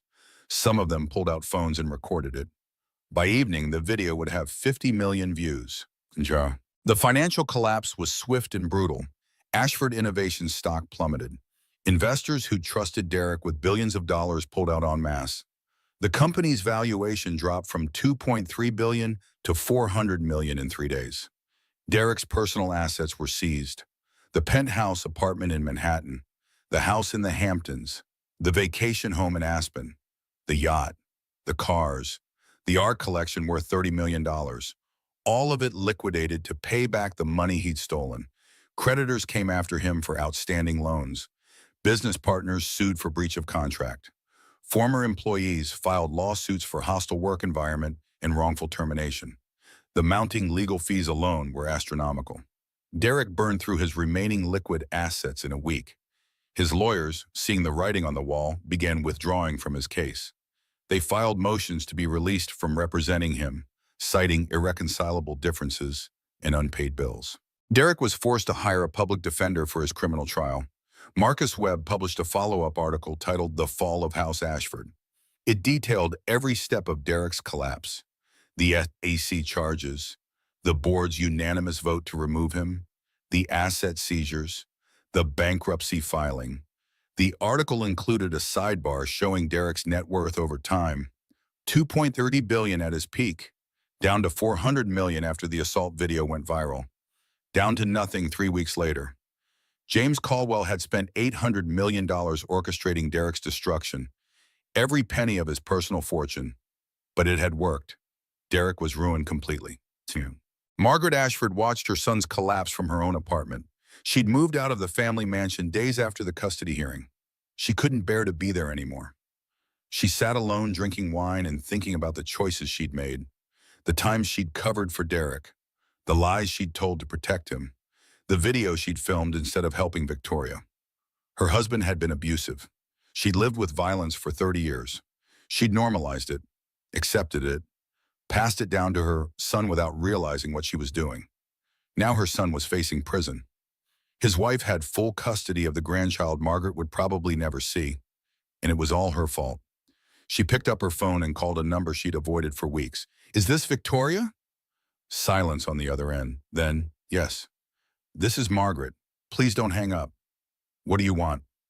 "I want to see my granddaughter." Margaret's voice cracked. "Please, I know I don't deserve it. I know I helped him hurt you, but she's my only grandchild and you filmed him strangling me. You helped him lie about it. You called me unstable on national television." I know. Margaret started crying. "I raised a monster, I see that now. My husband hit me for 30 years and I thought it was normal. I thought that's what marriage was. And I taught Derek that it was okay to hurt women because I never stood up for myself." Tori was quiet for a long moment. "That doesn't excuse what you did." "No, it doesn't. Nothing excuses it." Margaret wiped her eyes. "I'm getting help. I found a therapist who specializes in domestic violence survivors. I'm going to AA meetings, so I'm trying to understand how I became this person." "I'm glad you're getting help, but that doesn't mean you get to see Charlotte." "I understand. I just wanted you to know that I'm sorry, truly, deeply sorry. And if you ever decide to give me a chance, I'll spend the rest of my life trying to be the grandmother she deserves." Tori hung up without responding. Margaret sat in the dark apartment and continued crying. She'd lost everything: her son, her granddaughter, her self-respect, all because she'd been too weak to break the cycle of violence. But maybe it wasn't too late to try. 3 weeks after Charlotte's birth, Derek's bankruptcy filing became official. $830 million in debt. No assets, no income, no prospects. He'd gone from billionaire to broke in less than a month. His criminal trial was scheduled for the following month. The charges were serious. Attempted murder carried a potential sentence of 25 years. The embezzlement charges added another 15. Witness intimidation, assault, multiple counts of fraud. If convicted on all charges, Derek would spend the rest of his life in prison. His public defender tried to negotiate a plea deal. The district attorney refused. Too much evidence. Too much public attention. This case was going to trial. Tori read about Derek's bankruptcy in the newspaper while nursing Charlotte. She felt nothing. No satisfaction. No vindication. Just emptiness where her fear of him used to be. "He's gone," she said to her daughter. "He can't hurt us anymore." Charlotte finished nursing and looked up at her mother with unfocused eyes. She made a small sound, something between a coo and a creety. "You know, baby girl, I know." Her phone rang. It was Catherine Mills. "Derek's lawyers just called. He wants to see Charlotte. He says he has a right as her father." "No." "I agree, but legally he does have supervised visitation rights. 1 hour per month, remember? Then we'll do it at the facility like the judge ordered, with security present. He doesn't get to be alone with her for 1 second." "Understood. I'll set it up for next week." Are you sure you want to do this? You don't have to bring her if you're not ready. Tori looked down at Charlotte. Her daughter was falling asleep, milk-drunk and peaceful. I need him to see what he lost, Tori said slowly. I need him to understand that he destroyed his own life and that I'm not afraid of him anymore. Okay, I'll make the arrangements. The supervised visitation facility was a bland building in a commercial district. Gray walls, fluorescent lighting, security cameras in every corner. Tori arrived with Charlotte, now 4 weeks old. Becca came too, for moral support. James wanted to come, but Tori asked him to stay home. I need to do this by myself, she'd said. I need to face Derek without anyone protecting me. A social worker named Linda greeted them at the entrance. She was in her 40s with kind eyes and a calm demeanor. Mrs. Ashford, thank you for coming. I know this is difficult. It's okay, let's just get it over with. Linda led them to a small room with a table and chairs.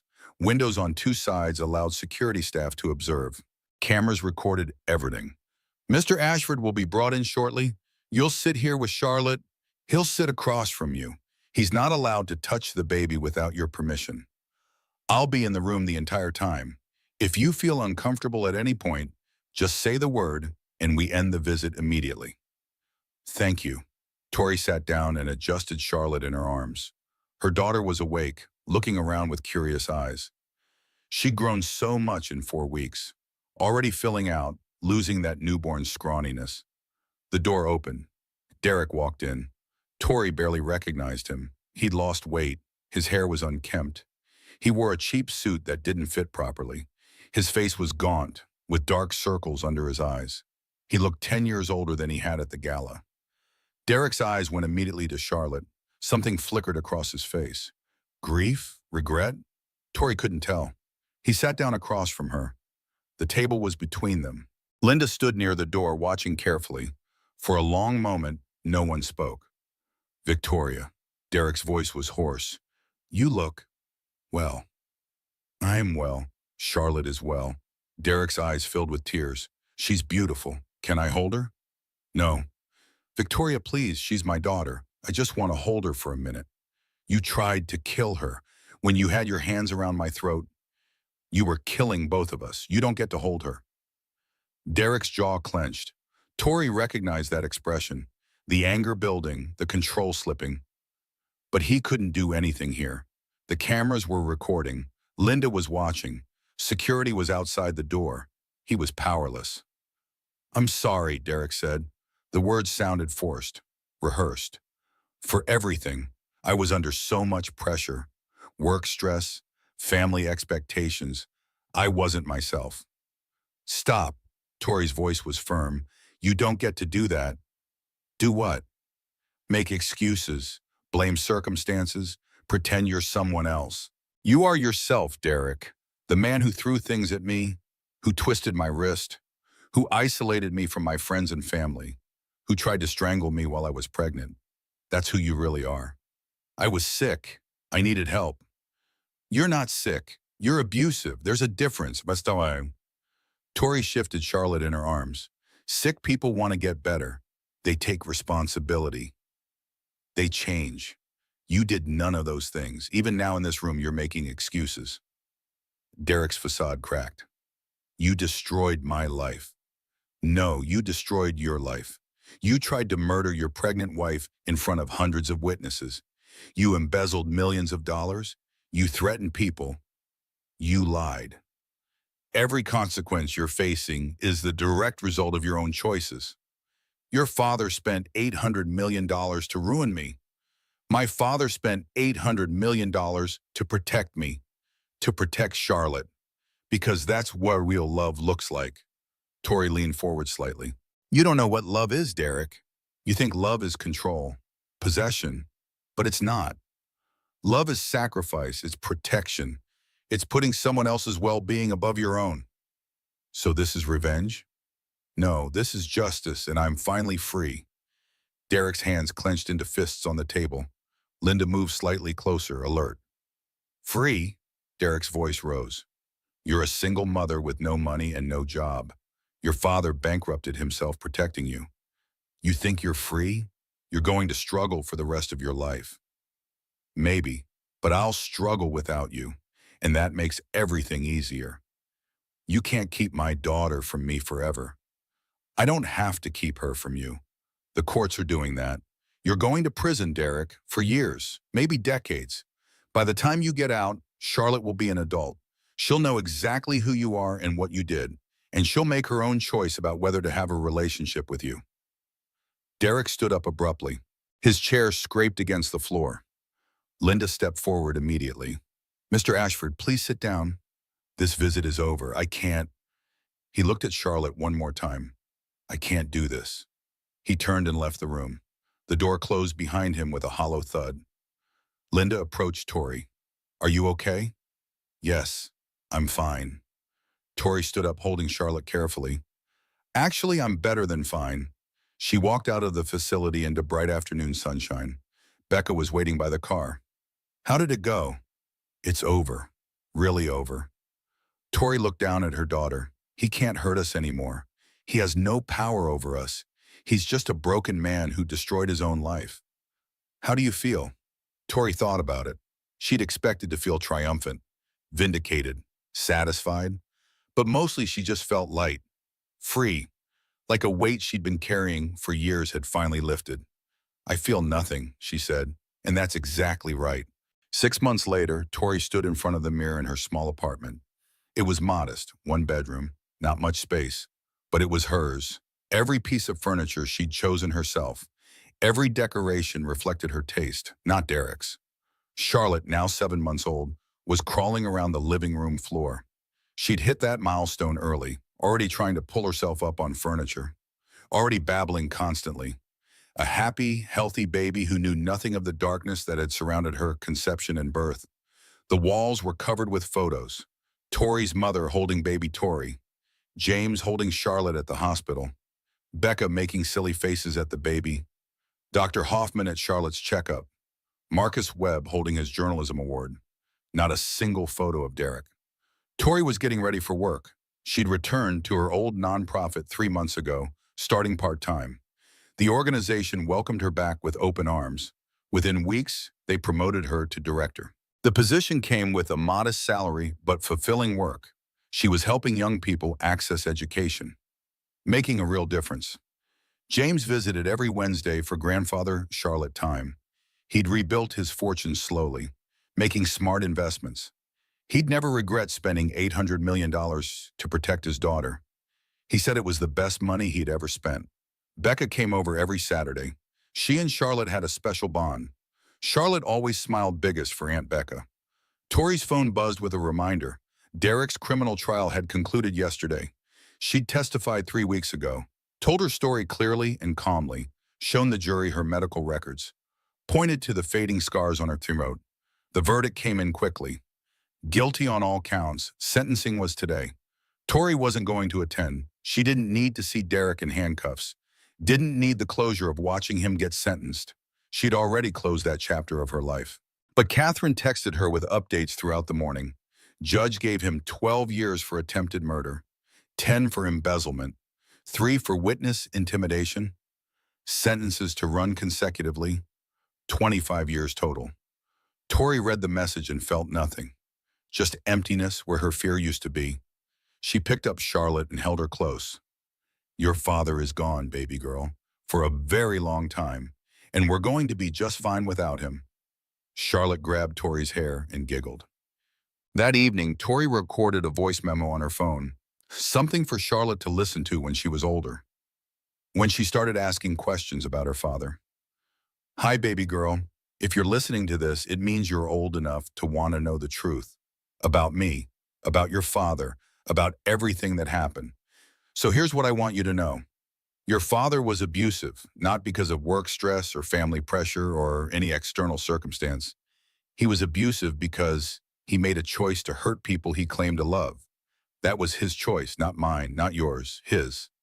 I stayed in that relationship for 3 years. I made excuses for him. I explained away every red flag. I thought I could fix him. I thought love was enough.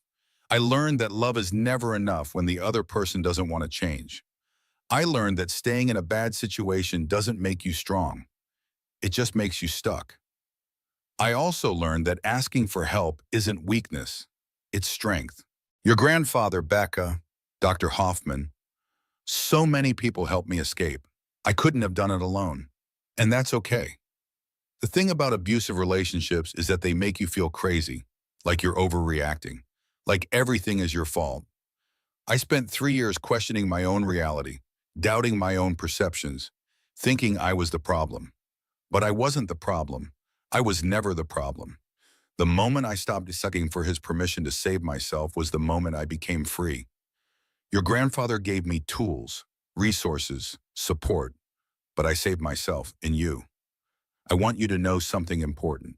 You are not responsible for your father's actions. His choices have nothing to do with who you are or who you'll become. You get to choose your own path. Someday he might try to contact you. He might try to build a relationship. That's your decision to make. I won't interfere. I won't try to poison you against him. But I also won't lie about what happened. Here's the truth. He tried to kill me while I was pregnant with you. He hurt me for years before that. He stole money. He lied. He manipulated. He used his wealth and power to silence his victims. And when his actions finally caught up with him, when he faced consequences, he blamed everyone but himself. That's who he is. That's who he chose to be. But you're not him. You're mine. You're your grandfather's. You're the product of love and sacrifice and people who fought to protect you. That's your legacy, not his. I love you, Charlotte, more than anything in this world. And I promise you this, I will never let anyone make you small. I will never let anyone hurt you. And I will teach you to take up space, use your voice, and be unapologetically yourself. That's what your grandmother taught me, and it's what I'm teaching you. Tori stopped the recording and saved it. She'd add to it over the years, create a full picture for Charlotte. The truth, no sugarcoating, but also no bitterness, just facts, just reality. 1 month later, Tori was invited to speak at a support group for domestic violence survivors. She almost declined. Public speaking terrified her. Talking about her experience felt too raw. But then she thought about all the women still trapped, still making excuses, still explaining away bruises and broken bones and shattered self-esteem. She accepted the invitation. The support group met in a church basement. 15 women sat in a circle. They ranged in age from early 20s to late 60s. Different backgrounds, different stories, but all of them sharing the same haunted look Tori recognized from her own mirror. The facilitator introduced her. This is Victoria. She's agreed to share her story with us tonight. Tori stood up. Charlotte was with Becca tonight. This was something Tori needed to do alone. Hi, my name is Tori. I'm 29 years old. I'm a single mother, and I'm a survivor of domestic violence. She told them her story, not all of it. She didn't have time for every detail. But the important parts, the isolation, the gaslighting, the escalating violence, the moment at the gala when everything became undeniable. She talked about the legal battle, the custody fight, the financial warfare her father waged on her behalf. I was lucky, she said honestly. My father had resources most people don't have. He could afford lawyers and investigators and strategies that destroyed my abuser. Not everyone has that. So what do we do? One woman asked. She had a fresh bruise on her cheek. If we don't have rich fathers to save us, you save yourself, Tori said. I know that sounds impossible. I know you're exhausted and scared, and maybe you don't even know where to start, but you take one tiny step. You call a hotline. You tell one person the truth. You document one injury. You save $1 in a secret account. You take one step toward the door. She looked around the circle, saw herself in every face. The door was always unlocked, she said quietly. I was my own jailer. I stayed because I was afraid. Afraid of being alone, afraid of failing, afraid of what people would think, afraid he'd hurt me worse if I tried to leave. How did you stop being afraid? Another woman asked. I didn't. I'm still afraid sometimes. Fear doesn't just disappear, but I decided that being afraid and free was better than being afraid and trapped.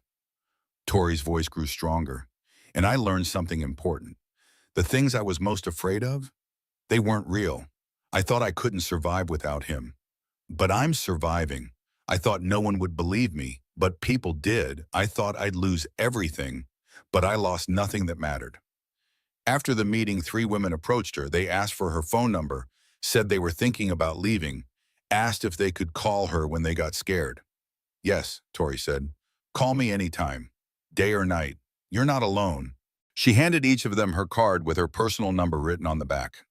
Walking to her car, Tori felt something shift inside her. The pain of what she'd experienced was being transformed into purpose. She could help other women. She could use her story to save lives. Maybe that's what it was all for. The suffering, the fear, the battle, so she could reach back and pull others out of the darkness. 9 months after Charlotte's birth, Tori attended the Children's Cancer Gala, the same event where Derek had assaulted her, the same venue, the same ballroom. She almost didn't go. The memories were too painful. But then she decided she needed to reclaim that space, needed to prove to herself that Derek didn't own her fear anymore. She wore a red dress, bold, unapologetic. Her hair was down, natural. She didn't try to hide or shrink herself. Charlotte was with her grandfather tonight. Tori needed to do this alone. When she walked into the ballroom, conversations stopped. People stared. Everyone recognized her. Everyone remembered what had happened here. Tori held her head high and kept walking. The event organizer approached her immediately. Mrs. Ashford, Victoria, I'm so glad you came. We'd love for you to say a few words about your nonprofit work, about the cause, about everything. I'd be honored. Later that evening, Tori stood at the podium. The same ballroom where she'd been strangled now held her voice. The microphone amplified her words to hundreds of listeners.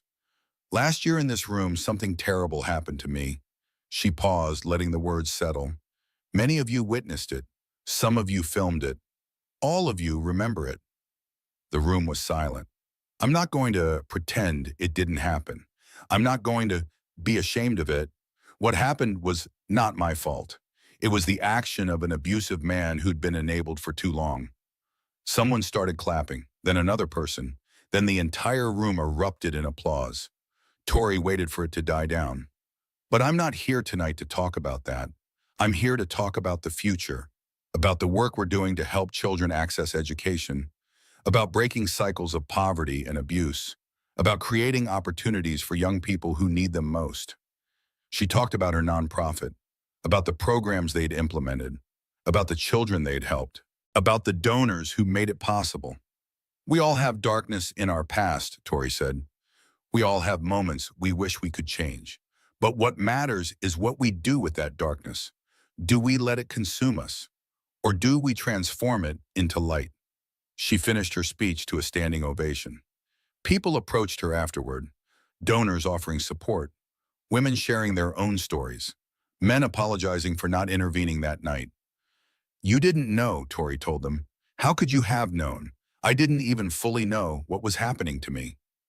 After the formal part of the evening ended, Tori stood near the window looking out at the city. Lights twinkled. Life continued. The world kept spinning regardless of individual tragedy or triumph. Someone approached her, a man in his early 40s with kind eyes and an easy smile. Mrs. Ashford, I'm Daniel Patterson. I run a foundation that supports domestic violence prevention. I've been following your story. I'm incredibly impressed by your strength. Thank you. I was wondering if you might be interested in partnering with our foundation. We're developing educational programs for young people, teaching them to recognize the warning signs of abusive relationships, teaching them that what they see in their homes isn't normal or acceptable. I'd love to talk more about that. Great. Can I get your number? Maybe we could have coffee sometime? Tori looked at him carefully. Was he asking professionally or personally? She wasn't sure. And honestly, she wasn't ready to find out. But she gave him her number anyway, because she was open to possibility now, open to whatever came next.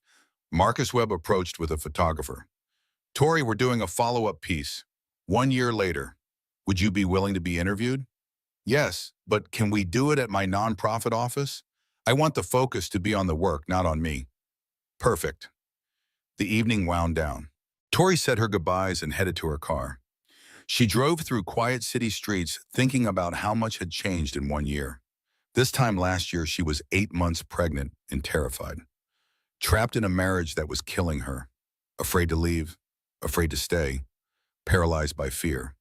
Now she was free. She had her daughter, she had her work, she had herself back. So, at home, Tori paid the babysitter and checked on Charlotte.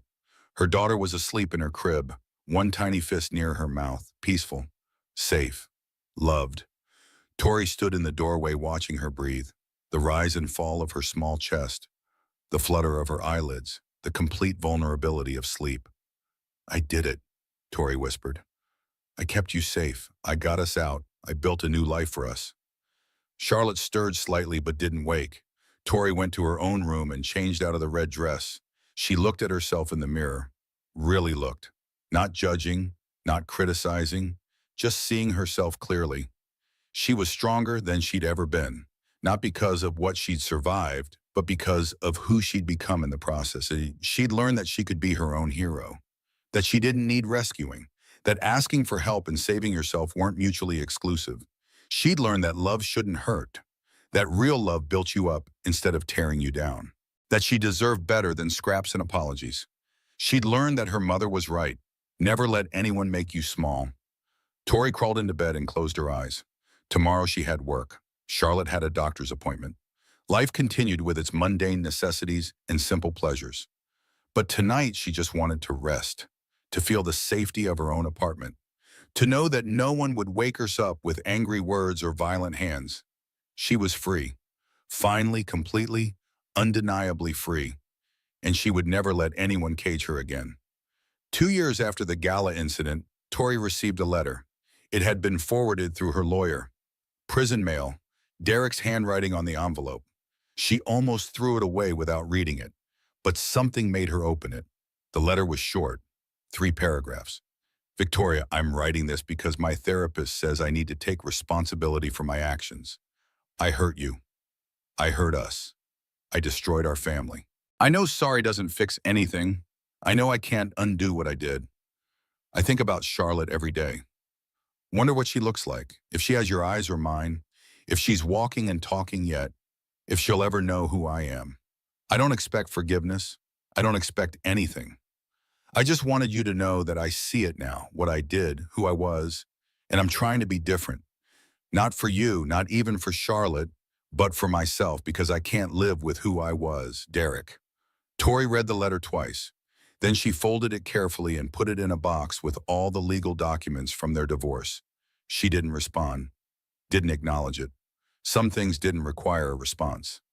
That weekend, Tori took Charlotte to the park.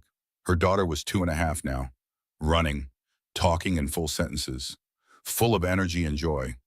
"Mommy, look!" Charlotte pointed at the swings. "Push me!" Tori pushed her daughter on the swing, listened to her laugh with pure delight, watched her hair fly back as she went higher. This was what mattered. These moments. This child. This life they'd built together. The past was over. Derek was in prison. The danger had passed. Only the future remained. Wide open. Full of possibility. "Higher, Mommy, higher!" Tori pushed the swing. Charlotte's laugh echoed across the playground. She never let anyone make her small again, and neither would her daughter. If Victoria's story moved you, hit that like button. Share this with someone who needs to hear that freedom is possible, that asking for help is strength, that abuse is never the victim's fault. Drop a comment telling me what moment hit you hardest. Was it the hospital scene, the courtroom victory, or that final confrontation at the jail? And subscribe, because next week I'm bringing you another true story of someone who refused to stay a victim, someone who fought back and won. You're not alone. Your story matters, and freedom is always worth fighting for.